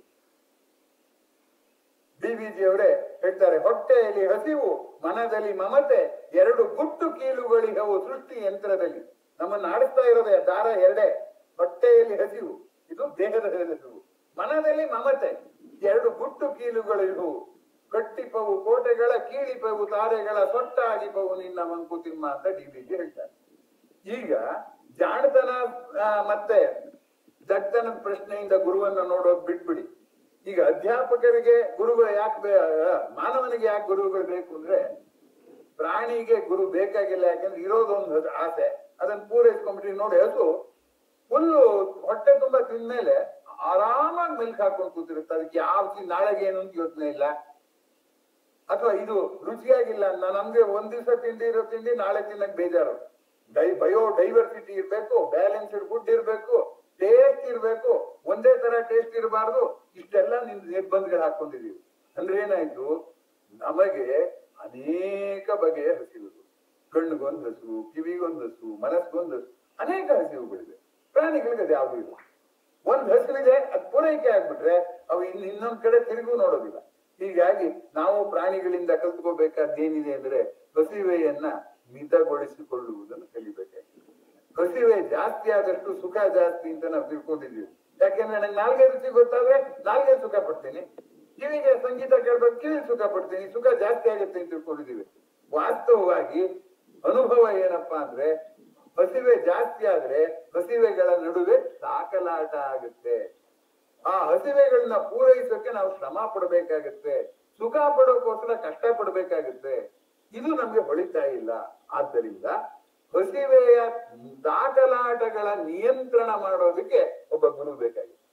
ಹಸಿವೆಯನ್ನ ತನ್ನ ಸೀಮಿತವಾದ ಪರಿಧಿಯಲ್ಲೇ ಇಟ್ಕೊಂಡು, ಈಗ ಕಷ್ಟ ಪಡ್ತೀವಿ, ಕಷ್ಟಪಟ್ಟು ಅದನ್ನು ಬಂದಿದ್ದನ್ನ ಕೈ ಕೆಸರಾದ್ರೆ ಬಾಯಿ ಮೊಸರು, ಕೈ ಕೆಸರು ಮಾಡ್ಕೋತೀವಿ, ಬಾಯಿ ಮೊಸರು ಸುಖ ಪಡ್ತೀವಿ. ಅದ್ರಲ್ಲಿ ಏನ್ ತಪ್ಪು ಅಂದ್ರೆ ಸರಿ ಬಾಯಿ ಮೊಸರಾಯ್ತು, ಕೈ ಕೆಸರಾಯ್ತು, ಸರಿ, ಇನ್ನು ಸಂಗೀತ ಕೇಳಕ್ಕಾಗಲ್ವಲ್ಲ ಅವಾಗ. ಹಾಗಾಗಿ ಅನೇಕ ಆಸೆಗಳು ನಮ್ಮನ್ನು ಒಟ್ಟಿಗೆ ದಾಳಿ ಮಾಡ್ತಾ ಇದ್ರೆ ಆಗ ಆ ದಾಳಿಗೆ ಒಂದು ನಿಯಂತ್ರಣ ಬೇಕಾಗುತ್ತಲ್ಲ. ಆಸೆಗೆ ಒಂದು ಕಡಿವಾಣ ಇಲ್ಲ. ಮನಸ್ಸಿನ ಆಸೆಗಳಿಗೆ ಮನಸ್ಸಿಗೆ ಎಲ್ಲಿದೆ ಕಡಿವಾಣ? ಇಲ್ಲ. ಅದು ಎಷ್ಟು ಯಾವ ದಿಕ್ಕಿಗೆ ಬೇಕಾದ್ರೂ ಹೋಗುತ್ತೆ, ಯಾವ ವೇಗದಲ್ಲಿ ಬೇಕಾದ್ರೂ ಹೋಗುತ್ತೆ. ಆದ್ದರಿಂದ ಈಗ ನಾವು ತರ್ಕದ ಪ್ರಕಾರ ಯೋಚನೆ ಮಾಡಿ ಕುದುರೆ ಹುಲ್ಲು ಹಾಕ್ಬೇಕು, ಕುದುರೆ ಕೈ ಕಾಲು ಸರಿಯಾಗಿದ್ಯಾ ನೋಡ್ಬೇಕು, ಲಾಳ ಸರಿಯಾಗಿದ್ಯಾ ನೋಡ್ಬೇಕು, ಆಮೇಲೆ ಸವಾರಿ ಮಾಡ್ಬೇಕು. ಯಾಕೆಂದ್ರೆ ನಡೆಯೋಕೆ ಇವೆಲ್ಲ ಮುಖ್ಯವಾಗಿ ಬೇಕಾದ್ದು ನಿಜ. ಆದ್ರೆ ಕಡಿವಾಣ ಇಲ್ಲದೆ ಇದ್ರೆ ಏನಾಗುತ್ತೆ? ಕಡಿವಾಣವಿಲ್ಲದ ಕುದುರೆಯ ಮನಸ್ಸು ಅಂತ ಸಿನಿಮಾ ಹಾಡಿನವ್ರು ಕೂಡ ಬರೆದಿದ್ದಾರೆ. ಆಗ ಕಡಿವಾಣ ಇಲ್ಲದೆ ಇದ್ರೆ ಅದು ಕೆಡಬೋದೆ. ಅದು ಕಾಲು ಕೈ ಸರಿಗಿದೆ, ನಿಮ್ ಕಾಲು ಮುರಿಯಿತ್ತು. ಹೀಗಾಗೋದ್ರಿಂದ ಈ ಜಿಜ್ಞಾಸೆ ಶುರುವಾಗುತ್ತೆ. ಯಾವ ಆಸೆಗಳನ್ನ ಪೂರೈಸಿಕೊಳ್ಳಿ ಅಂತ ಒಂದು ಜಿಜ್ಞಾಸೆ, ನಾನು ಪೂರೈಸಿಕೊಂಡ ಆಸೆ ಇದೆಯಲ್ಲ, ಆ ಆಸೆ ಬೇರೆಯವ್ರ ಮೇಲೆ ಏನ್ ಪ್ರಭಾವ ಬೀರುತ್ತೆ, ನಿಸರ್ಗದ ಮೇಲೆ ಏನ್ ಪ್ರಭಾವ ಬೀರುತ್ತೆ ಎನ್ನುವಂತ ಒಂದು ಜಿಜ್ಞಾಸೆ. ಆ ಜಿಜ್ಞಾಸೆ ನಮಗೆ ಬರದೇ ಹೋದ್ರೆ, ಈಗ ನೋಡಿ, ನಾನ್ ಸಂಪಾದನೆ ಮಾಡಿದ್ದೀನಿ ಅಂತ ಚೆನ್ನಾಗಿ ಖರ್ಚು ಮಾಡ್ತೀನಿ ಅಂತ ಇಟ್ಕೊಳ್ಳೋಣ. ಆಗ ಅದ್ರ ಪರಿಣಾಮ ಏನಾಗುತ್ತೆ ಅಂದ್ರೆ ಸಂಪಾದನೆ ಮಾಡೋಕ್ ಆಗದೆ ಇರೋರ್ಗೆ ಅಸೂಯೆ ಆಗುತ್ತೆ. ಸಂಪಾದನೆ ಮಾಡಿರೋರ್ಗೆ ಅವ್ರ ಪಾಡಿಗೆ ಅವ್ರು ಇದ್ದವ್ರಿಗೂ ಅವ್ರು ಮಾಡಿದಲ್ಲ ನಾನು ಇನ್ನೂ ಜೋರಾಗಿ ಮಾಡ್ತೀನಿ ಅಂತ ಸ್ಪರ್ಧೆ ಆಗುತ್ತೆ. ಅಸೂಯೆ ಸ್ಪರ್ಧೆಗಳು ಜಾಸ್ತಿ ಆದ್ರೆ ಸಮಾಜ ಉಳಿಯೋದಕ್ಕೆ ಸಾಧ್ಯವೇ? ಆ ದೃಷ್ಟಿಯಿಂದ ನಾವೇನ್ ಮಾಡ್ಬೇಕಾಗುತ್ತೆ ಅಂದ್ರೆ ಆಸೆಗಳಿಂದ ಸುಖ ಪಡೋದು ನಿಜ. ಆಸೆಗಳ ಆಧಿಕ್ಯದಿಂದ ಆಸೆಗಳ ನಡುವೆ ತಾಕಲಾಟ, ಆಸೆಯ ಕಾರಣಗಳ ನಡುವೆ ತಾಕಲಾಟ, ಆಸೆಯ ಪರಿಣಾಮಗಳ ನಡುವೆ ತಾಕಲಾಟ ಆದಾಗ ಇದನ್ನೆಲ್ಲ ಹೇಳ್ಕೊಳಕ್ ಒಬ್ಬ ಗುರು ಬೇಕು ಅಂತ ಅನ್ಸುತ್ತೆ. ಹಾಗನ್ಸಿಲ್ದೆ ಇರೋ ಕಾರಣಕ್ಕಾಗಿ ನಾವು ಗುರು ಅಂತ ಪದ ಹೇಳ್ತೀವಿ. ಆ ಗುರುವನ್ನ ನಿಜವಾಗಿ ಯಾರನ್ನೂ ಗುರುವಾಗಿ ನಾವು ಸ್ವೀಕರಿಸುವಷ್ಟು ಇಲ್ಲ. ಇತ್ತೀಚಿನ ದಿನಗಳಲ್ಲಿ ಯಾರನ್ನಾರು ಹೊಗಳಿದ್ರೆ ಆ ಹೊಗಳನ್ನ ತಡ್ಕೊಳ್ಳಾರ್ದಲ್ಲೇ ಬೈಯೋರು ಜಾಸ್ತಿ ಆಗ್ತಾರೆ. ಹಾಗಾಗಿ ನಾವು ಯಾರನ್ನಾರು ಒಬ್ಬ ವ್ಯಕ್ತಿಯನ್ನ ಗುರು ಅಂತ ನಾನು ಗುರುತಿಸಕ್ ಹೋದ್ರೆ 100 ಜನ ಹಿಂದ್ಗಡೆಯಿಂದ ಬರ್ತಾರೆ. ಅವನೇನ್ ಗುರು, ಅವ್ನ್ ಗೊತ್ತಿದೆ ನಂಗೆ ಯಾವ್ದೇ ಇದೊಂದು ವಿಷಯದಲ್ಲಿ ಹೀಗಿರ್ಬೋದು, ಬೇರೆ ವಿಷಯದಲ್ಲಿ ಅವ್ರು ಸರಿಗಿಲ್ಲ ಅನ್ನುವ ರೀತಿಯಲ್ಲಿ ಎಲ್ಲ ದೃಷ್ಟಿಯಿಂದಲೂ ಪರಿಪೂರ್ಣವಾದ ಗುರುವನ್ನ ಹುಡುಕಕ್ ಹೋದವ್ರಿಗೆ ಯಾವ ಗುರುವು ಸಿಗೋಕ್ ಸಾಧ್ಯವೇ ಇಲ್ಲ. ಆ ದೃಷ್ಟಿಯಿಂದ ಪರಿಪೂರ್ಣವಾದ ಗುರುವನ್ನೆಲ್ಲ ಹುಡುಕೋದು. ಈ ವಿಷಯದಲ್ಲಿ ಈಗ ಹಂಸಗೀತೆ ಅಂತ ಸಿನಿಮಾನು ಬಂದಿತ್ತು, ತಾರಾಸು ಅವರ ಕಾದಂಬರಿ. ಆ ಭೈರವಿ ವೆಂಕಟ ಸುಬ್ಬಯ್ಯನಿಗೆ ಸಂಗೀತ ಕಲಿಯೋ ಖಯಾಲಿ, ಸಂಗೀತ ಕಲಿಯೋ ಖಯಾಲಿ ಯಾರ್ಯಾರತ್ರನೂ ಹೇಳಿಸ್ಕೋತಾನೆ ಮಾಡ್ತಾನೆ. ಆದ್ರೂ ಅವನಿಗೆ ಸಂಗೀತದಲ್ಲಿ ತನ್ಮಯವಾಗುವಷ್ಟು ಆ ಸಂಗೀತದ ವ್ಯಾಮೋಹ ಬರೋಲ್ಲ. ಆಮೇಲೆ ಗುರುವನ್ನು ಹುಡುಕೊಂಡು ಹೋಗ್ತಾನೆ. ಒಬ್ಬ ಭುವ ಅಂತ ಗುರು ಬರ್ತಾನೆ, ಸಿಗ್ತಾನೆ ಅವನಿಗೆ. ಅವನು ಕುಡುಕ. ಇವನು ಎಂದೂ ಆ ಹೆಂಡವನ್ನು ಮುಟ್ಟದೇ ಇರೋನು, ಒಂದು ಸಂಪ್ರದಾಯದ ಕುಟುಂಬದಲ್ಲಿ ಬಂದವನು, ಅವನು ಹೆಂಡ ತಗೊಂಡು ಹೋಗ್ಬಿಡ್ತಾನೆ. ಹಾಗಾಗಿ ಗುರಿಯ ಏಕತೆ ಇದ್ದಾಗ ಗುರು ಸಿಗ್ತಾನೆ. ಗುರಿಯ ನಾನಾತ್ವ ಇದ್ದಾಗ ಯಾರನ್ನೂ ಗುರು ಅನ್ನಕ್ ನಮ್ಮ ಮನಸ್ಸು ಒಪ್ಕೊಳ್ಳೋದಿಲ್ಲ. ಈ ಗುರಿಯ ನಾನಾತ್ವವೇ ಒಂದು ರೀತಿಯಲ್ಲಿ ಗುರುವಿನ ಅಭಾವಕ್ಕೆ ಕಾರಣ ಆಗಿರ್ಬೋದು ಅಂತ ನಾನು ಭಾವಿಸ್ಕೊಂಡಿದ್ದೀನಿ. ಆತ್ಮೀಯರೇ, ಏನೇ ಆಗ್ಲಿ, ನಮಗೆ ಯಾವುದೇ ವಿಷಯದಲ್ಲಿ ಪ್ರಶ್ನೆ ಇದ್ರೆ ಆಗ ನಾವು ಉತ್ತರ ಹುಡುಕ್ತೀವಿ. ಆ ಪ್ರಶ್ನೆ ಇದ್ರೆ ಅದಕ್ಕೆ ಉತ್ತರ ಹುಡುಕುವಾಗ ನನಗೆ ಉತ್ತರ ಸಿಗದೆ ಇದ್ರೆ ಇನ್ಯಾರು ಕೇಳಾರು ಉತ್ತರ ತಿಳ್ಕೊತೀನಿ ಅನ್ನುವಂತ ಒಂದು ತಿಳಿವು ಅಥವಾ ಒಂದು ನಮ್ಮ ಇತಿಮಿತಿಯ ಪ್ರಜ್ಞೆ ನಮ್ಗೆ ಉಂಟಾಗುತ್ತೆ. ನಮಗ್ ಪ್ರಶ್ನೆ ಹೇಳ್ದಿದ್ರೆ ಅವಾಗ ಗುರು ಬೇಕು ಅಂತ ಅನ್ಸೋದಿಲ್ಲ. ಹಾಗಾಗಿ ಇಲ್ಲಿ ಪ್ರಶ್ನೆ ಹೇಳುವುದೇ ಕಡಿಮೆ ಆಗ್ಬಿಟ್ಟಿದೆ ಈಚಿನ ದಿನಗಳಲ್ಲಿ. ಯಾಕೆಂದ್ರೆ ನಾನು ಸುಖವಾಗಿದ್ದೀನಿ, ಯಾಕೆ ಬೇಕು ಪ್ರಶ್ನೆ ಅನ್ನುವ ಧೋರಣೆ ಇದೆಯಲ್ಲ. ಕಷ್ಟ ಸುಖಗಳನ್ನ ಮ್ಯಾನಿಪುಲೇಟ್ ಮಾಡಿ ಕಷ್ಟವನ್ನ ಆದಷ್ಟು ಕಮ್ಮಿ ಮಾಡಿ ಸುಖವನ್ನ ಆದಷ್ಟು ಜಾಸ್ತಿ ಮಾಡ್ಕೋತೀವಿ ಅಂತ ಹೊರಟಿದೀವಲ್ಲ.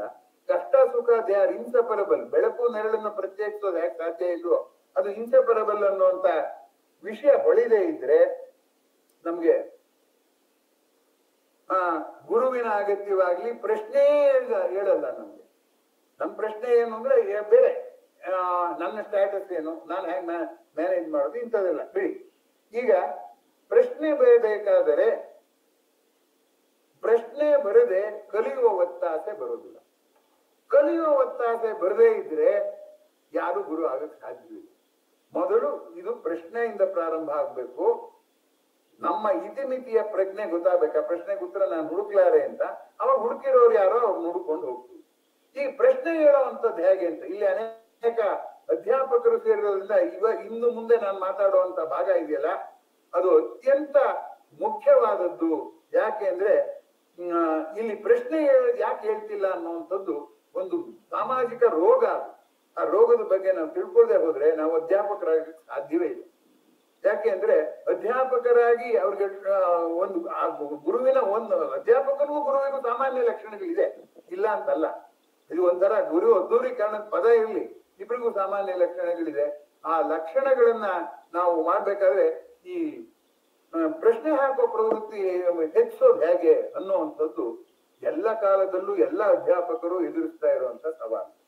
ಆ ದೃಷ್ಟಿಯಿಂದ ಈ ಪ್ರಶ್ನೆ ಕೇವಲ ಬದುಕನ್ನು ಕುರಿತದ್ದಾದ್ರೆ ಅಹಂಕಾರವನ್ನು ಮೆರೆಸೋ ಗುರು ಸಾಕು.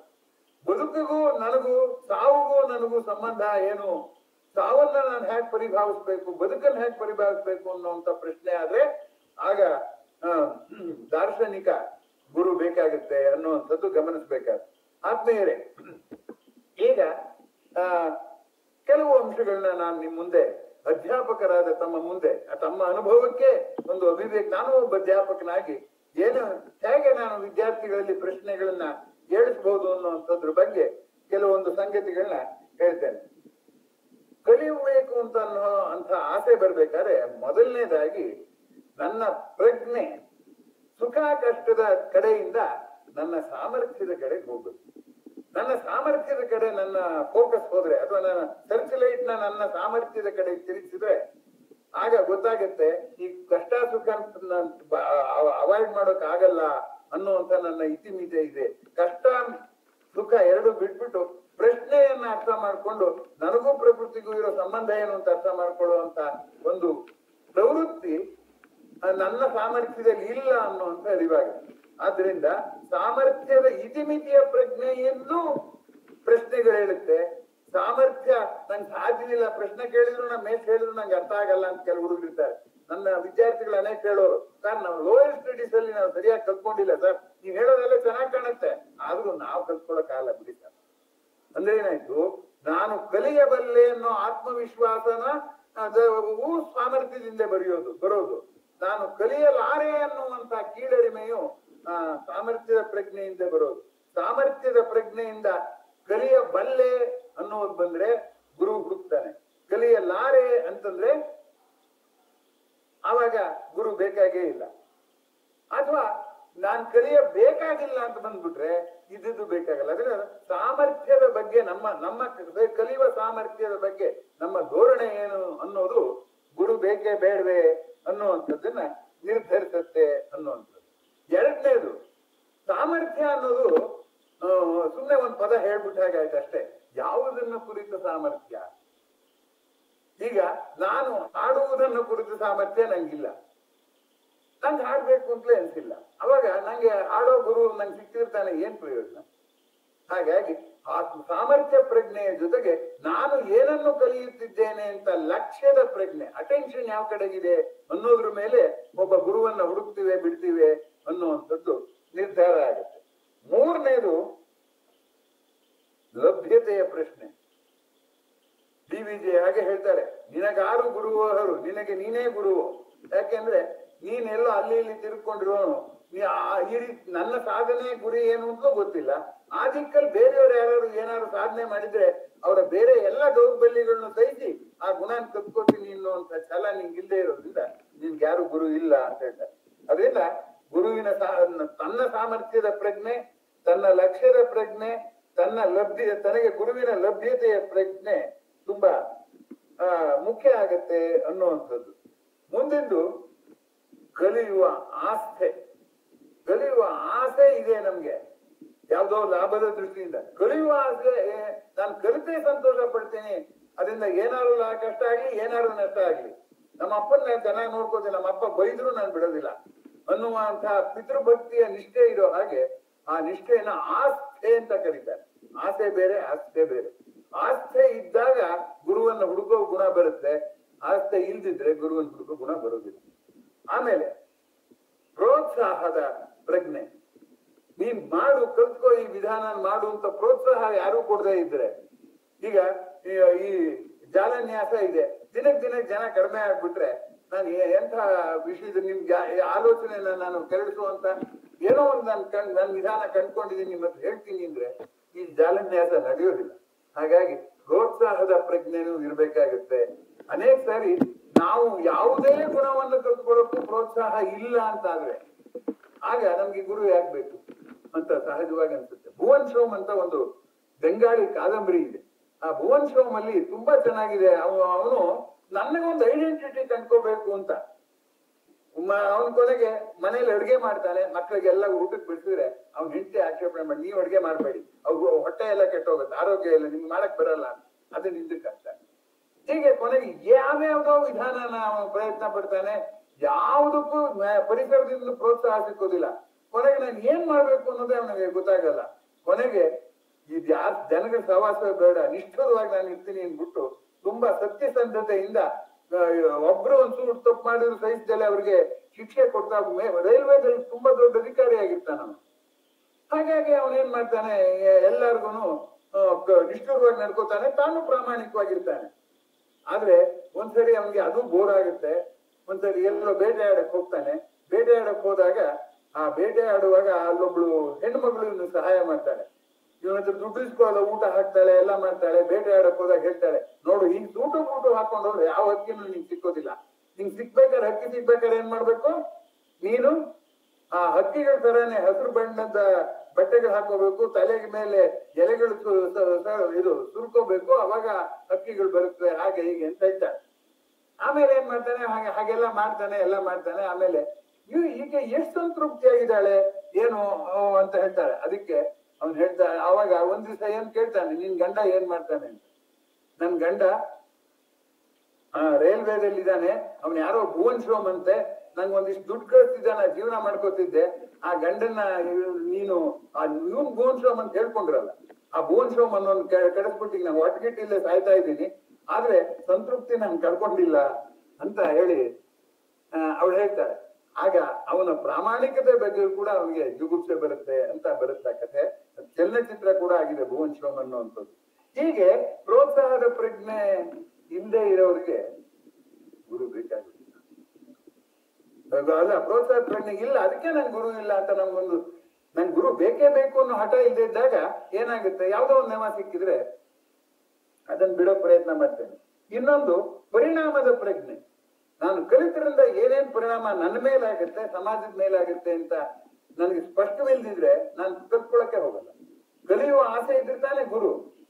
ನಾನ್ ಕಲಿಯೋದಿಷ್ಟೇ, ಏನೋ ಹೇಗೋ ಒಂದಿಷ್ಟು ಸಂಪಾದನೆ ಮಾಡ್ಕೊಂಡ್ಬಿಡೋದು, ನಮ್ಮ ಪಾಡಿಗೆ ನಾನು ಹಾಯಾಗಿರೋದು, ಯಾರ ಎತ್ಲಗಾರ ಬಾಳ ಹೋಗಿ ಅನ್ನುವ ದೃಷ್ಟಿಯಲ್ಲಿರುವಾಗ ಪರಿಣಾಮದ ಪ್ರಜ್ಞೆ ಇದೆಯಲ್ಲ, ಆ ಪರಿಣಾಮ ಎಷ್ಟು ದೃಷ್ಟಿಯಿಂದ ನೋಡ್ಬೇಕಾಗುತ್ತೆ. ನಮ್ಮ ಜೊತೆಯವ್ರ ಮೇಲೆ ಏನಾಗುತ್ತೆ, ಊರ್ ಮೇಲೆ ಏನಾಗುತ್ತೆ, ಸಮಾಜದ ಮೇಲೆ ಏನಾಗುತ್ತೆ, ಎಲ್ಲವನ್ನು ನೋಡ್ಬೇಕಾಗುತ್ತೆ. ಆ ಪರಿಣಾಮದ ಪ್ರಜ್ಞೆ ಇದ್ದಾಗ ಗುರುವನ್ನ ಹುಡುಕುವಂತ ಒಂದು ಪ್ರವೃತ್ತಿ ಬರುತ್ತೆ ಅನ್ನುವಂಥದ್ದು ಗಮನಿಸ್ಬೇಕಾದ್ದು. ಜೊತೆಗೆ ನೈಸರ್ಗಿಕ ಪ್ರಜ್ಞೆ ಅದು ಕೂಡ ನಮ್ಗಿಲ್ಲ. ನಾವು ಬಯಸುವ ಪ್ರತಿಯೊಂದು ವಸ್ತುವನ್ನು ಕೂಡ ನಿಸರ್ಗದ ಮೇಲೆ ಏನ್ ಪರಿಣಾಮ ಬೀರುತ್ತೆ ಅನ್ನುವಂಥದ್ದನ್ನ ತಿಳ್ಕೊಳಕ್ ಆಗಲ್ಲ. ಅಂದ್ರೆ ಅದನ್ನ ತಿಳಿದವ್ರ ಹತ್ರ ಹೋಗಿ ಕೇಳಿ ತಿಳ್ಕೊಬೇಕು ಅಂತ ಅನ್ಸ್ತಿತ್ತು. ಆ ನೈಸರ್ಗಿಕ ಪ್ರಜ್ಞೆಯು ನಮ್ಗೆ ಇಲ್ಲದೆ ಇರೋದ್ರಿಂದ ಪರಿಸರನ ಇಲ್ಲ ಹೊಗಳ್ತೀನಿ, ಇಲ್ಲ ತೆಗಳ್ತೀವಿ, ಎರಡೇ ನಮಗ್ ಬರೋದು. ಈಗ ಇನ್ನೊಂದು ನೋಡಿ, ನೈಸರ್ಗಿಕ ಪ್ರಜ್ಞೆ ಬಗ್ಗೆ ಇನ್ನೊಂದು ಹೇಳ್ಬೇಕು ಅನ್ನೋದಾದ್ರೆ, ಗಿಡಗಳ ಉತ್ಪನ್ನ ಉಪಯೋಗಿಸ್ಬಿಡಿ, ಆಗ ನಮ್ಮ ದೇಹಕ್ಕೆ ಆರೋಗ್ಯಕ್ಕೆ ಒಳ್ಳೇದು, ಮಾಲಿನ್ಯ ಆಗಲ್ಲ ಅಂತ ಹೇಳ್ತಾರೆ. ಆದ್ರೆ ಗಿಡಗಳ ಉತ್ಪನ್ನ ಬಳಸಿದ್ರೆ ಗಿಡಗಳೇ ಹಾಳಾಗುತ್ತೆ, ಅವಾಗ ಪರಿಸರ ಹಾಳಾಗುತ್ತೆ. ಇನ್ ಕೆಲವರು ಹೇಳ್ತಾರೆ ಪ್ಲಾಸ್ಟಿಕ್ ಅಥವಾ ಬೇರೆ ಇನ್ಯಾವುದೋ ಪದಾರ್ಥಗಳು ಬಂದು ಸಸ್ಯಗಳ ಉಪಯೋಗನ ಕಡಿಮೆ ಮಾಡ್ಬಿಟ್ರೆ ಸಸ್ಯಗಳು ಅದ್ರ ಪಾಡಿಗೆ ಇರುತ್ತೆ, ಸಸ್ಯಗಳೆಲ್ಲ ಹಾಳಾಗುತ್ತಪ್ಪತ್ತೆ. ಅದಕ್ಕೋಸ್ಕರ ಕೃತಕ ವಸ್ತುವನ್ನು ಉಪಯೋಗಿಸಿರ್ತಾರೆ. ಕೃತಕವನ್ನು ವಸ್ತುವನ್ನು ಉಪಯೋಗಿಸಿದ್ರೆ ಮಾಲಿನ್ಯ ಆಗುತ್ತೆ, ಸಸ್ಯ ಉತ್ಪನ್ನವನ್ನು ಉಪಯೋಗಿಸಿದ್ರೆ ಸಸ್ಯವೇ ಹಾಳಾಗುತ್ತೆ, ಎರಡೂ ಪರಿಸರಕ್ಕೆ ಹಾಳಾಗುತ್ತೆ. ಈಗ ಏನ್ ಮಾಡ್ಬೇಕು? ಇಂಥ ಪ್ರಶ್ನೆಗಳೇ ನಮ್ಗೆ ಇದ್ದಿಲ್ಲ ಇನ್ನು. ಇಲ್ಲ ಹೀಗೆ ಹೇಳ್ತೀವಿ, ಇಲ್ಲ ಹಾಗೆ ಹೇಳ್ತೀವಿ ಅಲ್ವಾ? ಎಲ್ಲರೂ ಬೇಡಪ್ಪ ಸೋಪು ರಾಸಾಯನಿಕದಿಂದ ಮಾಡಿದ್ದು, ಎಲ್ಲ ಸೀಗೆ ಪುಡಿ ಉಪಯೋಗಿಸೋಣ ಅಂದ್ರೆ ಇಡೀ ಭಾರತದ ತುಂಬಾ ಸೀಗೆ ಗಿಡನೇ ಬೆಳಿಬೇಕು, ಇನ್ನು ಅಕ್ಕಿ ಬಿಟ್ಟು ಬೆಳೆ ಏನು ಬೆಳೆಯಬೇಕು. ಮಾಲಿನ್ಯ ತಪ್ತವ, ಸೋಪಿನ ಮಾಲಿನ್ಯ ತಪ್ಪು, ಬದುಕಕ್ಕೆ ಆಗುತ್ತೋ? ಇಂಥ ರೀತಿಯಲ್ಲಿ ಸಂಕೀರ್ಣವಾದ ಆಲೋಚನೆ ಬಂದು ನನ್ನ ಅರಿವಿನ ಅಳತೆಗೆ ಸಿಕ್ಕದೇ ಇರುವಂತದ್ದಿದೆ ಅಂತ ಪ್ರಶ್ನೆ ಇನ್ನೊಬ್ಬರ ಹತ್ರ ಯಾರ ಹತ್ರ ಚರ್ಚೆ ಮಾಡ್ಬೇಕು ಅನ್ನುವಂತ ಹಸಿವೇನೇ ಆಗಿಲ್ಲದೆ ಇದ್ರೆ, ಅದನ್ನ ಹಸಿವೆ ಜಾಸ್ತಿ ಆಗಿದೆ ಅಂತ ಹೇಳಿದ್ನಲ್ಲ, ದೇಹದ ಹಸಿವೆ ಜಾಸ್ತಿ ಆಗಿದೆ, ಇಂದ್ರಿಯಗಳ ಹಸಿವೆ ಜಾಸ್ತಿ ಆಗಿದೆ, ಮನಸ್ಸಿನ ಹಸಿವೆ ಜಾಸ್ತಿ ಆಗಿದೆ. ಬುದ್ಧಿಯ ತನಕ ನನ್ನ ಪ್ರಪಂಚದ ಅನುಭವ ತಲುಪೇ ಇಲ್ಲ. ಆದ್ರಿಂದ ನಿಜವಾಗಿ ಗುರು ಯಾವಾಗ ಬೇಕಾಗ್ತಾನೆ ಅಂತಂದ್ರೆ, ಅದು ಅಲ್ಲಿವರೆಗೂ ತಲುಪಿ ನನ್ನ ಕಣ್ಣು ತಿನ್ನು ಅನ್ನತ್ತೆ, ಮನಸ್ಸು ಇದು ಅದು ಬೇಡ ಸಿನಿಮಾಕ್ ಹೋಗೋಣ ಅನ್ನತ್ತೆ, ಬುದ್ಧಿ ನೀ ತಿಂದ್ರೆ ಡಯಾಬಿಟಿಸ್ ಬರುತ್ತೆ, ಸಿನಿಮಾಕ್ ಹೋಗಿ ತಲೆನೋವು ಬರುತ್ತೆ ಅಂತ ಹೇಳ್ಬೇಕು. ಬುದ್ಧಿ ತನಕ ಹೋಗದೆ ಇದ್ರೆ, ಹಾಗಾಗಿ ಒಂದು ಸಾಂಗತ್ಯವು ನಾನು ಅನ್ನೋದು ಏಕವಚನ ಅಲ್ಲ, ನಾನು ಅನ್ನೋದು ಇಂದ್ರಿಯ ಮನಸ್ಸು ಬುದ್ಧಿ ಅಂತಾದ್ರೆ ಅವುಗಳ ಮಧ್ಯೆ ನಿರಂತರವಾಗಿ ಜಗಳ ನಡೀತಿದೆ. ನೀವ್ ಯಾರೇ ಆಗಿರ್ಲಿ, ಯಾವ ವಿಷಯದ ಬಗ್ಗೆ ಚರ್ಚೆ ಮಾಡಿ ಗೊತ್ತಾಗ್ತಿಲ್ಲ ಅಷ್ಟೇ ನಮ್ಗೆ. ನನ್ನೊಳಗೆ ತಾಕಲಾಟಗಳು ನಡೀತಾ ಇದೆ. ಆ ತಾಕಲಾಟಗಳನ್ನ ಹೋಗ್ಸೋಕ್ ಒಬ್ಬ ಗುರು ಬೇಕು ಅಂತ ನಾವು ಅನ್ಕೊಳ್ದೆ ಹೋದ್ರೆ ಆಗ ಗುರುವಿನ ಅಗತ್ಯ ಬೀಳೋದಿಲ್ಲ ಅನ್ನುವಂಥದ್ದು ಗಮನಿಸ್ಬೇಕು. ಆಮೇಲೆ ಇನ್ನೊಂದು ಉಪ ಉತ್ಪನ್ನ ಅಂತ ಇರುತ್ತೆ. ಅಂದ್ರೆ ರಾಸಾಯನಿಕ ಕ್ರಿಯೆ ಮಾಡುವಾಗ ಒಂದು ಉತ್ಪನ್ನ, ಸೋಪ್ ಮಾಡುವಾಗ ಗ್ಲಿಸರಿನ್ ಬರುತ್ತೆ, ಗ್ಲಿಸರಿನ್ ಉಪಯೋಗ ಬರುತ್ತೆ, ಸೋಪು ಗ್ಲಿಸರಿನ್ ಎರಡು ಉಪಯೋಗಿಸ್ಬಿಡ್ಬೋದು. ಆದ್ರೆ ಇನ್ ಕೆಲವುದ್ರಲ್ಲಿ ಈಗ ಅಡುಗೆ ಮಾಡುವಾಗ ಇದು ಅನ್ನ ಮಾಡುತ್ತೆ, ನಂಗೆಲ್ಲ ಉತ್ಪನ್ನ ಅನ್ನ ತಿನ್ಬೇಕು, ಅಡುಗೆ ಮಾಡದೇ ಇರಕ್ಕಾಗಲ್ಲ. ಆದ್ರೆ ಹೊಗೆ ಬರುತ್ತಲ್ಲ, ಆ ಹೊಗೆ ನಮ್ಮ ಉಪ ಉತ್ಪನ್ನ. ಅವಾಗ ನಾನು ಏನ್ ಮಾಡ್ಬೇಕು? ಹೊಗೆ ಇಲ್ಲದೆ ಇರೋ ಹಾಗೆ ಒಲೆ ಮಾಡ್ಬೇಕು. ಅದನ್ನ ತಿರ್ಗಿ ರಸಾಯನ ಶಾಸ್ತ್ರ ಮಾಡಿ ತೋರಿಸ್ತು ಹೊಗೆ ಇಲ್ಲದೆ ಇರೋ ಒಲೆ ಮಾಡುವಂಥದ್ದು. ಹೊಗೆ ಇಲ್ಲದೆ ಇರೋ ಒಲೆ ಮಾಡಿದ್ರಿಂದ ಏನ್ ಸಮಸ್ಯೆ ಇರೋದಿಲ್ಲ ಗೊತ್ತೇನು? ಹೊಗೆ ಬರುವಂತ ಒಲೆಯಲ್ಲಿ ಬೂದಿ ಬರ್ತಾ ಇತ್ತು, ಪಾತ್ರೆ ತೊಳೆದ್ ಬೂದಿ ಉಪಯೋಗಿಸ್ತಿತ್ತು. ಈ ಹೊಗೆ ಇಲ್ಲದೆ ಇರೋ ಒಲೆಯಲ್ಲಿ ಏನ್ ಮಾಡ್ಬೇಕಾಗುತ್ತೆ? ಬೇರೆ ವಿಮ್ಮು ಅದು ಇದು ಹಾಕಿ ತೊಳೆದ್ರೆ ಅದೆಲ್ಲ ಡಿಟರ್ಜೆಂಟ್, ನೀರ್ ಹಾಕಿದ್ ಹೋಗುತ್ತೆ ಅಂತ ಅವ್ರು ಹೇಳ್ತಾರೆ ವ್ಯಾಪಾರಗಾರರು. ಗ್ಯಾರಂಟಿ ಇಲ್ಲ, ನಮ್ಗೆ ಗೊತ್ತಿಲ್ಲ ಹೋಗುತ್ತೋ ಇಲ್ವೋ, ಅದ್ ಹಾಗೆ ಪಾತ್ರೆಯಲ್ಲಿ ಉಳ್ಕೊಳುತ್ತೋ ಗೊತ್ತಿಲ್ಲ.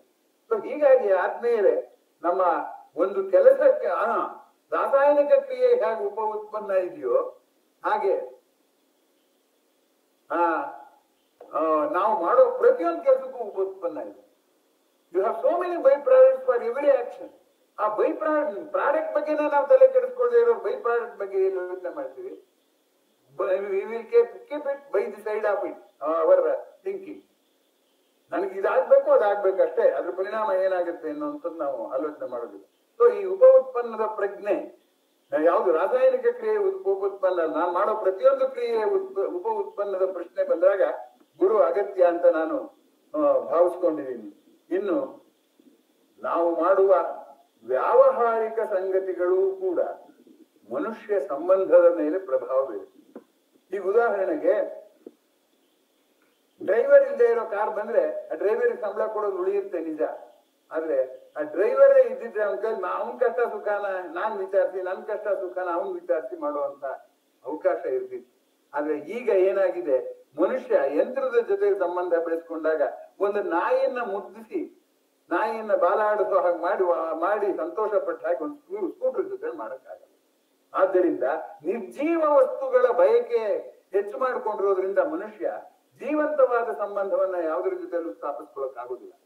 ಆ ದೃಷ್ಟಿಯಿಂದ ಜೀವಂತವಾದ ಸಂಬಂಧನ ಸ್ಥಾಪಿಸ್ಕೊಳ್ಳೋಕೆ ಸಾಧ್ಯವಿಲ್ಲದೆ ಇರುವ ಕಾರಣ ಅವನಿಗೆ ಏನಾಗುತ್ತೆ ಅಂದ್ರೆ ಮನಸ್ಸಿನಲ್ಲಿ ಹತಾಶೆ ಆಗುತ್ತೆ. ಅದನ್ನ ಯಾರ ಕೈಲೂ ಹೇಳ್ಕೊಳ್ಳಾರ, ಅಥವಾ ಯಾರಾದ್ರೂ ಹೇಳ್ಕೊಂಡ್ರೆ ಅದನ್ನ ಇಷ್ಟೆಲ್ಲ ದೃಷ್ಟಿಯಿಂದ ನೋಡಿ ಉಪ ಉತ್ಪನ್ನ ಇವೆಲ್ಲ ನೋಡಿ ಹೇಳುವಂತ ಗುರುನು ಇಲ್ಲ. ಹಾಗಾಗಿ ಗುರುವೇ ನಮಃ ಅನ್ನೋದನ್ನ ಗುರು ಏನ್ ಮಹಾ ಅಂತ ಹೇಳ್ಬೋದು. ಗುರು ಯಾರು, ನಂಗೆ ಹೇಳ್ಕೊಡುವಂತ ಗುರು ಯಾರು ಅನ್ನೋ ಪ್ರಶ್ನೆನೇ ನಮ್ಗೆ ಎದ್ದಿಲ್ಲ ಅನ್ನೋ ಒಂದು ಇವತ್ತಿನ ಉಪನ್ಯಾಸದ ಶೀರ್ಷಿಕೆಗೆ ಸಂಬಂಧಿಸಿ ಹೇಳಬಹುದಾದಂತ ಮಾತು. ಆತ್ಮೀಯರೇ, ವೇಳೆ ಮುಗಿದು ಹೋಗ್ತಾ ಇದೆ. ಆದರೆ ಇನ್ನೂ ಒಂದಿದೆ, ಗುರುವಿಲ್ಲದೆ ತಿಳಿದುಕೊಳ್ಳಲು ಸಾಧ್ಯವಿಲ್ಲದೆ ಇರುವಂತಹ ಸಂಗತಿಗಳು ಇದೆ ಅಂತ ಭಾರತೀಯ ದರ್ಶನ ನೇರವಾಗಿ ಹೇಳುತ್ತೆ. ಅಪರೋಕ್ಷ ಜ್ಞಾನ ಅಂತ ಅದಕ್ಕೆ ಹೆಸರು. ಸ್ವಯಂ ನೇರವಾಗಿ ನನಗೆ ಯಾವ್ದು ಅನುಭವ ಬರೋಕ್ ಸಾಧ್ಯವಿಲ್ಲೋ ಇನ್ನೊಬ್ಬರ ಅನುಭವ ಹೇಳಿ ತಿಳ್ಕೊತೀವಿ. ನಾವು ಶಾಲೆಯಲ್ಲಿ ಪಾಠ ಮಾಡೋದು ಅಷ್ಟೇ. ನಾವು ಎಲೆಕ್ಟ್ರಾನ್ ನೋಡಿಲ್ಲ, ಎಲೆಕ್ಟ್ರಾನು ಮ್ಯಾಗ್ನೆಟ್ ಇಟ್ಬಿಟ್ರೆ ಬೆಂಡ್ ಆಗುತ್ತೆ ಅಂದ್ರೆ ನಾವು ಮ್ಯಾಗ್ನೆಟ್ ಇಟ್ಬಿಟ್ರೆ ಬೆಂಡ್ ಆಗುತ್ತೆ ಅಂತ ತಿಳ್ಕೊಂಡಿದ್ವಿ. ಶಬ್ದವಾಗಿ ವಿಜ್ಞಾನವನ್ನ ಅರ್ಥ ಮಾಡ್ಕೊಂಡಿದೀವಿ, ಶಬ್ದವಾಗಿ ದರ್ಶನವನ್ನ ಅರ್ಥ ಮಾಡ್ಕೊಂಡಿದೀವಿ, ಅನುಭವವಾಗಿ ಮಾಡ್ಕೊಂಡಿಲ್ಲ. ಆದ್ದರಿಂದ ಅನುಭವವಾಗಿಸಿಕೊಳ್ಳುವಂತಹ ಅಪರೋಕ್ಷ ಜ್ಞಾನ ಅಂದ್ರೆ ಏನು, ಅದಕ್ಕೆ ಗುರು ಇಲ್ಲದೆ ಅಪರೋಕ್ಷ ಜ್ಞಾನ ಬರೋಕ್ ಸಾಧ್ಯವೇ ಇಲ್ಲ ಅಂತ ಒಂದು ರೀತಿಯ ಒಂದು ಧೋರಣೆ ಇದೆ. ಅದನ್ನ ಮುಂದಿನ ಜಾಲನ್ಯಾಸದಲ್ಲಿ ಅಂದ್ರೆ ಭಾಗ 2 ಯಾವ್ದು ಗುರು ಯಾರು ಅನ್ನೋದ್ರ ಭಾಗ 2ರಲ್ಲಿ ಗುರುವಿಲ್ಲದೆ ಮಾಡಕ್ ಸಾಧ್ಯವಿಲ್ಲದೆ ಇರುವಂತಹ ಕೆಲವು ಸಂಗತಿಗಳ ಬಗ್ಗೆ ಸೋದಾಹರಣವಾಗಿ ಮುಂದಿನ ಜಾಲನ್ಯಾಸದಲ್ಲಿ ನಿಮ್ಮೊಂದಿಗೆ ಹಂಚಿಕೊಳ್ಳೋದಕ್ಕೆ ಪ್ರಯತ್ನ ಪಡ್ತೀನಿ. ಈ ಗುರು ಯಾರು ಅನ್ನುವ ಪ್ರಶ್ನೆಯಲ್ಲಿ ನಾವು ಬೇಗ ಗುರು ಇದ್ದಾರೆ ಗುರು ಇಲ್ಲ ಅಂತ ದುಡ್ಕೋಕಿನ್ನ ಇರೋ ಗುರು ನಿಸ್ಸತ್ವವಾಗಿದ್ದಾರೆ ಅಥವಾ ನಾವು ಸುಮ್ಮನೆ ರೂಢಿ ಮೇಲೆ ಗುರು ಅಂತಿದೀವಿ. ನಾವು ಎಷ್ಟು ಜನ ಉದಾಹರಣೆ ಕೊಡ್ತೀವಿ, ಅವ್ರು ನೋಡ್ರಿ ನಾನು ಹೀಗೆ ಅದನ್ನ ನನ್ನ ಜೀವನದಲ್ಲಿ ಅಳವಡಿಸ್ಕೊಂಡಿದ್ದೀನಿ ಅಂತ ಹೇಳುವಂತದ್ದು ಹೇಳ್ದಲೆ ಕೇವಲ ಶಾಬ್ದಿಕವಾಗಿ ಹೇಳಿದ್ರೆ ಅದೇನೂ ಆಗಲ್ಲ. ನೋಡಿ, ಹಿರಿಯರಿಗೆ ತೀರ್ಥರೂಪ ಅಂತ ಕರೀತೀವಿ. ತೀರ್ಥರೂಪ ಅಂದ್ರೆ ಜ್ಞಾನದ ಸ್ವರೂಪ ಅಂತ. ಹಿರಿಯರು ನೋಡಿದ್ರೆ ಅವ್ರೇನು ಆಸೆ ಪಟ್ಟಿಲ್ಲ, ಅವರೇ ಓದಾಡ್ತಾರೆ, ಸುಮ್ನೆ ನಾನು ಮಾಡೋದ್ ನಿರ್ಧಾರಕ್ಕೆಲ್ಲ ಮುಗ್ದುಡುತ್ತಾರೆ ಅಂತ ಹಿರಿಯರನ್ನ ಜ್ಞಾನ ಸ್ವರೂಪ ಅಂತ ಹೇಳ್ದೇ ಹೋದ್ರೆ ಏನಾಗುತ್ತೆ? ತೀರ್ಥರೂಪ ಅನ್ನೋ ಪದ ಬಳಸ್ತಿದ್ರು ಹಿಂದೆ ಕಾಗದದಲ್ಲಿ, ಈ ಕಾಗದ ಬರೆಯೋದು ನಿಲ್ಸ್ಬಿಟ್ಟಿದೀವಿ. ಅದರಿಂದ ಹಿರಿಯರನ್ನು ನೋಡಿದ್ರೆ ತೀರ್ಥರೂಪ ಅಂತ ಅನ್ಸೋಲ್ಲ, ಅಥವಾ ಕಾಗದದಲ್ಲಿ ಬರೆಯುವಾಗ್ಲೂ ಅನ್ನಿಸ್ತಿದ್ದು ಅಷ್ಟೆಲ್ಲ ಇದೆ. ಸುಮ್ಮನೆ ತೀರ್ಥರೂಪ ಅಂತ ಅಭ್ಯಾಸ ಬರೆದ್ಮೇಲೆ ಬರೀತು. ಹಾಗಾಗಿ ಹಿರಿಯರು ಇದ್ದಾರೆ, ಆದ್ರೆ ತೀರ್ಥರೂಪ ಅನ್ನೋದಿಲ್ಲ. ಜನನಿ, ನನ್ನ ತಾಯಿ ದೇವರು ಅಂತ ಹೇಳ್ತೀವಿ, ಆದ್ರೆ ನಮ್ಮ ತಾಯಿಯೇ ದೇವರು ಅಂತ ಮಾತಾಡ್ತೀವಿ. ಆದ್ರೆ ತಾಯಿಯನ್ನ ನೋಡಿದ್ರೆ ದೇವರು ಕಷ್ಟ ಕೊಡ್ಲಿ ಸುಖ ಕೊಡ್ಲಿ ನಮ್ಮ ತಾಯಿ, ನಾವು ಹೊಡೆದ್ರು ನಮ್ಮಮ್ಮನೆ, ಕೆಟ್ಟದಾಗ ಅಡಿಗೆ ಮಾಡಿದ್ರು ನಮ್ಮಮ್ಮನೆ ಅನ್ನುವಂತ ಭಾವನೆ ನಮ್ಗಿದೆಯೋ? ಇಲ್ಲ. ನಮ್ಮ ದೇಶ, ನಮ್ಮ ರಾಷ್ಟ್ರ, ನಮ್ಮ ರಾಷ್ಟ್ರೀಯತೆ ಅಂತ ಹೇಳ್ತೀವಿ, ಆದ್ರೆ ನಮ್ಗೆ ನಿಜವಾಗಿ ರಾಷ್ಟ್ರೀಯತೆ ಇದೆಯಾ ಅಂದ್ರೆ ಇಲ್ಲ. ಯಾಕೆ ಅಂದ್ರೆ ರಾಮಾಯಣದಲ್ಲಿ ಬರೋದು ಜನನಿ ಜನ್ಮಭೂಮಿ ಇಷ್ಟ ಸ್ವರ್ಗಾದಪಿ ಗರೀಯಸಿ ಅಂತ. ನಾನು ಹುಟ್ಟಿದ ನೆಲ, ನನ್ನ ತಾಯಿ ಎಲ್ಲವೂ ಕೂಡ ಸ್ವರ್ಗಕ್ಕಿಂತ ಶ್ರೇಷ್ಠ ಅನ್ನುವಂತ ಮಾತು ರಾಮಾಯಣದಲ್ಲಿ ಬರುತ್ತೆ. ಲಕ್ಷ್ಮಣ ಹೇಳ್ತಾನೆ, ಇಲ್ಲಿ ಲಂಕೆ ತುಂಬಾ ಶ್ರೀಮಂತವಾಗಿದೆ, ಇಲ್ಲೇ ಇದ್ ಬಿಡೋಣ ಅಂತಾನೆ. ಆಗ ರಾಮ ಹೇಳ್ತಾನೆ, ಇಲ್ಲಿ ನಾವು ಬಡತನ ಆದ್ರೂ ನಮ್ಮನೇನೆ ವಾಸಿ. ಯಾಕೆಂದ್ರೆ ಅಲ್ಲಿ ನಮ್ಮ ಅಮ್ಮ ಇದ್ದಾಳೆ, ನಮ್ಮ ದೇಶ ಅದು. ಜನನಿ ಜನ್ಮಭೂಮಿ ಇಷ್ಟ ಸ್ವರ್ಗಾದಪಿ ಗರೀಯಸಿ ಅಂತ. ನಮ್ಗೆ ಹಾಗನ್ಸ್ತಾ ಇರ್ತಾನೆ ನಾವು ಜನನಿ ಅಂದ ಮಾತಿನ ಅರ್ಥ ಸ್ಪಷ್ಟ ಆಗೋದು. ಕ್ರಿಯೆಯಲ್ಲಿ ವ್ಯಕ್ತವಾಗಿದ್ದಂತೆ ಕೇವಲ ಶಬ್ದ. ನಮ್ಮ ಗುರುಗಳಾದ ರಾಜರತ್ನ ಹೇಳ್ತಾರೆ, ಸಿಹಿ ಅನ್ನೋದು ಶಬ್ದ ಮಾತ್ರ, ತಿನ್ ನೋಡ್ಬೇಕು ಸಕ್ಕರೆ. ನಾವು ಯಾವ್ದು ತಿನ್ ನೋಡಿಲ್ಲ, ಶಬ್ದ ಹೇಳ್ಕೊಂಡು ಓಡಾಡ್ತೀವಿ. ಎಷ್ಟು ಜನ ಹೇಳ್ತಾರೆ ನೋಡಿ, ಸಿಹಿ ಅನ್ನೋದು ಶಬ್ದ ಮಾತ್ರ. ಎಂದೂ ಸಿಹಿ ತಿಂದೇ ಇರೋನ್ಗೆ ನೀವು ದೊಡ್ಡ ಪ್ರಬಂಧ ಬರೆದು ಕೊಡಿ, ಓದಿದ್ರೆ ಅವನ್ಗೆ ಅರ್ಥ ಆಗಲ್ಲ. ಬಾಯಿಗೊಂದು ಚಮಚ ಸಕ್ಕರೆ ಹಾಕಿ ಅರ್ಥ ಆಗಿ ತಿಂದ್ರೇನು ಅಂತ. ಇಷ್ಟೆಲ್ಲ ಪ್ರಬಂಧಗಳು ಏನ್ ಮಾಡದೇ ಇರೋ ಕೆಲಸ. ಯಾಕೆ ಅನುಭವದಲ್ಲಿ ನಮ್ಮ ಗಟ್ಟಿಯಾಗದೆ ಇರುವಂತ ಮಾತುಗಳಿದೆಯಲ್ಲ, ಆ ಅನುಭವ ಬಂದಿಲ್ಲ ನಂಗೆ, ಬರೇ ಶಬ್ದ ಬಂದಿದೆ ಅನ್ನುವಂಥದ್ದು ಇದೆಯಲ್ಲ, ಅದ್ ನಮ್ಮ ಮನಸ್ಸಿಗೆ ಅನ್ಸೋವರೆಗೆ ಗುರು ನಮ್ಗೆ ಅಗತ್ಯ ಇಲ್ಲ. ಗುರುವೇ ಇಲ್ಲದೆ ಇದ್ಮೇಲೆ ಗುರು ಯಾರು ಅನ್ನೋ ಪ್ರಶ್ನೆ ಹೇಳುತ್ತೆ ಹೊರತು ಗುರುವನ್ನು ವರ್ಗೀಕರಣ ಮಾಡುವಂತ ಪ್ರಶ್ನೆಯೇ ಬರೋದು. ಶಿಕ್ಷಾ ಗುರು, ದೀಕ್ಷಾ ಗುರು, ಮೋಕ್ಷ ಗುರು ಅಂತೆಲ್ಲ ಇದೆ. ಅದನ್ನೆಲ್ಲ ನಾನು ಮುಂದಿನ ಜಾಲನ್ಯಾಸದಲ್ಲಿ ಚರ್ಚೆ ಮಾಡ್ತೇನೆ.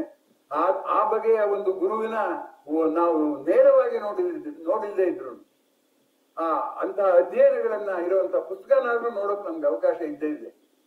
ಅದರಿಂದ ಆ ಪುಸ್ತಕವನ್ನು ಗುರುವಾಗಿಸಿಕೊಂಡು ನಮ್ಮ ಪರಂಪರೆಯನ್ನ ಇಲ್ಲಿ ಯಾವ ರೀತಿ ಗುರುವಿನ ಬಗ್ಗೆ ಹೇಳ್ತಾರೆ ಅನ್ನೋದನ್ನು ಮುಂದಿನ ಜಾಲನ್ಯಾಸದಲ್ಲಿ ಹೇಳ್ತೇನೆ. ಇವತ್ತು ಜಾಲನ್ಯಾಸದಲ್ಲಿ ಪಾಲ್ಗೊಂಡ ಎಲ್ಲ ಆತ್ಮೀಯರಿಗೂ ಗೌರವಪೂರ್ವಕ ನಮಸ್ಕಾರ. ಎಂದಿನಂತೆ ನಿಮ್ಮ ಧ್ವನಿಯನ್ನು ಕೇಳಲು ನನಗೆ ಅನುವು ಮಾಡಿಕೊಡ್ಬೇಕು ಅಂತ ಮನವಿ. ನಮಸ್ಕಾರ. ನಮಸ್ತೆ MRN ಅವ್ರಿಗೆ.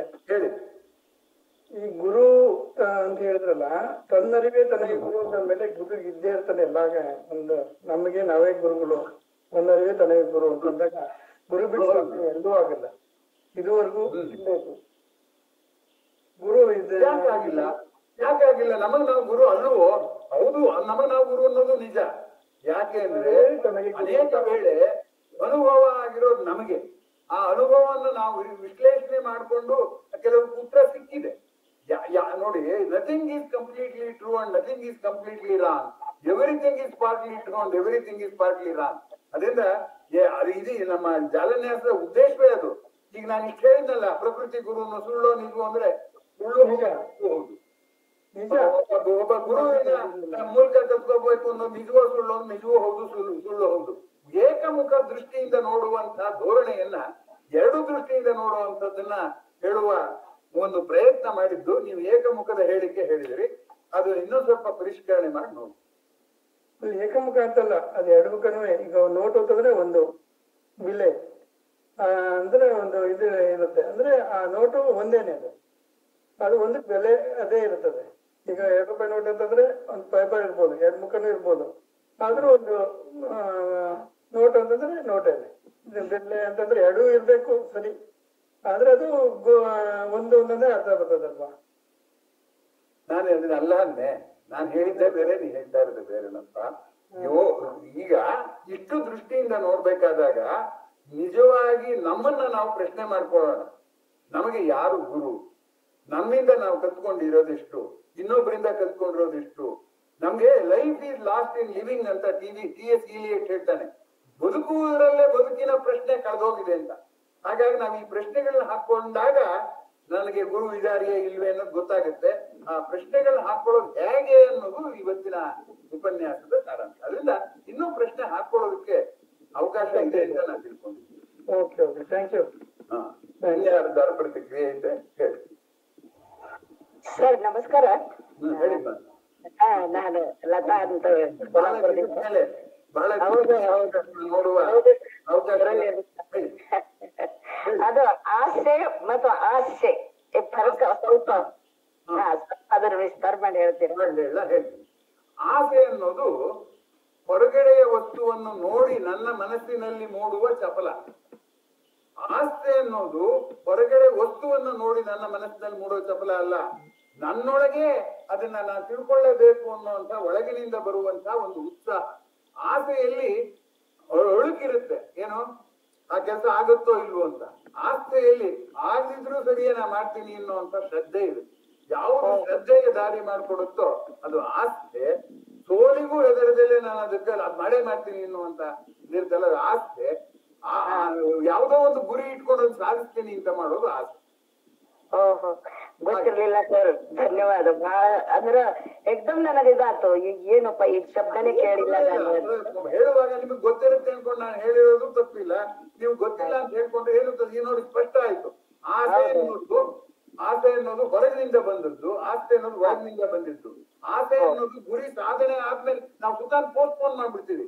ನಾನ್ ಮಾವಿನ ಹಣ್ಣು ತಿನ್ಬೇಕು ಅಂದ್ರೆ ಹೋಟ್ಲು ಅಂಗಡಿಗೆ ಹೋಗಿ ಮಾವಿನ ಹಣ್ಣು ಕೊಂಡ್ಕೊಂಬಂದ್ ತಿಂದ್ಮೇಲೆ ನಂಗೆ ಸಮಾಧಾನ. ಅಕಸ್ಮಾತ್ ಅಂಗಡಿ ಬಾಗ್ಲಾಕಿದ್ರೆ ಬೇಜಾರ್ ನಂಗೆ. ಆಸೆ ಹಾಗಲ್ಲ, ಇವತ್ತು ಹಾಕಿದಾರ ನಾಳೆ ನಾನು ಹೋಗಿ ತರ್ತೀನಿ ಅನ್ನುವಂತ ಒಂದು ಪ್ರಕ್ರಿಯೆಯ ಆನಂದ ಹೊರತು ಫಲಿತಾಂಶದ ಆನಂದ ಅಲ್ಲ. ಆಸ್ತೆ ಅಂತಾರೆ. ಈ ಪದಗಳ ಬಿಟ್ಬಿಟ್ಟಿದೆ. ಅದಕ್ಕೆ ನಾನು ಹೇಳಿದ್ರೆ ಗುರು ಅನ್ನೋ ಪದದ ಹಾಗೆ ಈ ಆಸ್ತೆ ಅನ್ನೋ ಪದ ನಾವು ಎಲ್ಲಿ ಬಳಕೆ ಮಾಡ್ತೀವಿ? ನಮ್ಮ ಭಾಷಾ ಹೋಗಿದೆ ಅಂದ್ರೆ ಅನೇಕ ಶಬ್ದಗಳು ಅರ್ಥ ಗೊತ್ತಿಲ್ಲ. ಅರ್ಥ ಗೊತ್ತಿರೋ ಶಬ್ದಗಳನ್ನ ಅರ್ಥವಿಲ್ದಾಗ ಬೆಳೆಸ್ತೀವಿ. ಅರ್ಥ ಗೊತ್ತಿರೋ ಶಬ್ದವನ್ನು ಸರಿಯಾಗಿ ಬೆಳೆಸ್ತೀವಿ ಇಲ್ಲ, ಅದು ಮಾಡ್ತೀವಿ. ಹೊಸ ಶಬ್ದ ಸಿಕ್ತು ತಮ್ಮಿಂದ, ಕೇಳಿದ್ದೇ ಇಲ್ಲ. ಧನ್ಯವಾದ ಧನ್ಯವಾದ. ನಮಸ್ಕಾರ ಸರ್. ಇನ್ಯಾರದ್ದಾರು ಪ್ರತಿಕ್ರಿಯೆ? ಮುಂದಿನ ವಾರ ಅಷ್ಟೊಂದು ಸ್ಪಷ್ಟ ಆಯ್ತು. ಮುಂದಿನ ವಾರ ಗುರುವ ಮೂಲಕವೇ ಕಲಿಯುವಂತದ್ದು ಯಾವ್ದಾದ್ರು ಇದೆಯೇ ಅನ್ನುವಂತ ಪ್ರಶ್ನೆಯನ್ನ ನಾಳೆ ಗುರು ಇದ್ರೆ ಅದನ್ನ ನನ್ನನ್ನು ಕಲಿಯೋಕ್ ಸಾಧ್ಯವೇ ಇಲ್ಲ ಅನ್ನುವಂಥದ್ದು ಯಾವ್ದಿದೆ ಅಂತ ಹೇಳಿ ಹೇಳಿ ರಂಗಸ್ವಾಮಿ ಅವರು. ಗುರುಗಳೇ ನಮಸ್ಕಾರ, ರಂಗಸ್ವಾಮಿ ಅಂತ ಮಾತಾಡ್ತಾ ಇರೋದು. ಗುರುಗಳೇ, ಈಗ ಸ್ಕೂಲಲ್ಲಿ ಟೀಚರ್ಸ್ ಇರ್ತಾರೆ, ಅವ್ರನ್ನೆಲ್ಲ ಗುರುಗಳಂತ ಪರಿಗಣನೆ ಮಾಡ್ಬೋದಾ, ಇಲ್ಲ ಜೀವನಕ್ಕೆ ಮಾರ್ಗದರ್ಶನ ಮಾಡೋರ್ನ ಗುರುಗಳಂತ ಪರಿಗಣನೆ ಮಾಡ್ಬೇಕಾ? ನೋಡಿ, BM ಶ್ರೀಕಂಠಯ್ಯನವರು ಹೆಸರು ಕೇಳಿದಿರಲ್ಲ, BM ಶ್ರೀಕಂಠಯ್ಯನವರು, ಅವರು ಮೈಸೂರಿಂದ ಬೆಂಗಳೂರಿಗೆ ಬಂದು ಸೆಂಟ್ರಲ್ ಕಾಲೇಜಲ್ಲಿ ಉಪನ್ಯಾಸ ಮಾಡಿ ಅವ್ರಿಗೆ ಯಾರು ಜ್ಞಾಪಿಸ್ಬೇಕಾಗಿತ್ತು ರೈಲ್ ಹೋಗಕ್ ಲೇಟ್ ಆಗುತ್ತೆ ಅಂತ, ಅಲ್ಲಿಗೆ ನಿಲ್ಸಿ ಅಂತ. ಅವಾಗ ರೈಲ್ ಹೋಗಕ್ಕೆ ಹೋಗೋರು. Professor knows when to commence the lecture, he does not know where to end it ಅಂತ ಹೇಳೋರು ಯಾರು? BM ಶ್ರೀಕಂಠಯ್ಯನವರು. ಅಂಥವ್ರು ಕೂಡ ನಾನು ಸಂಬಳದ ಅಧ್ಯಾಪಕನೇ ಹೊರತು ಗುರು ಅಲ್ಲ ಅಂತ ಹೇಳ್ತಿದ್ರು. ಯಾಕೆ ಅಂತಂದ್ರೆ ನಾವು ವೃತ್ತಿಪರರಾಗಿ ಹೇಳಿಕೊಡುವ ಕೆಲಸ ಮಾಡ್ತಿದೀವಿ ಹೊರತು ಶಿಷ್ಯನಿಗೆ ಕಲಿಸಲೇಬೇಕೆಂಬ ಛಲ ಇಲ್ಲ.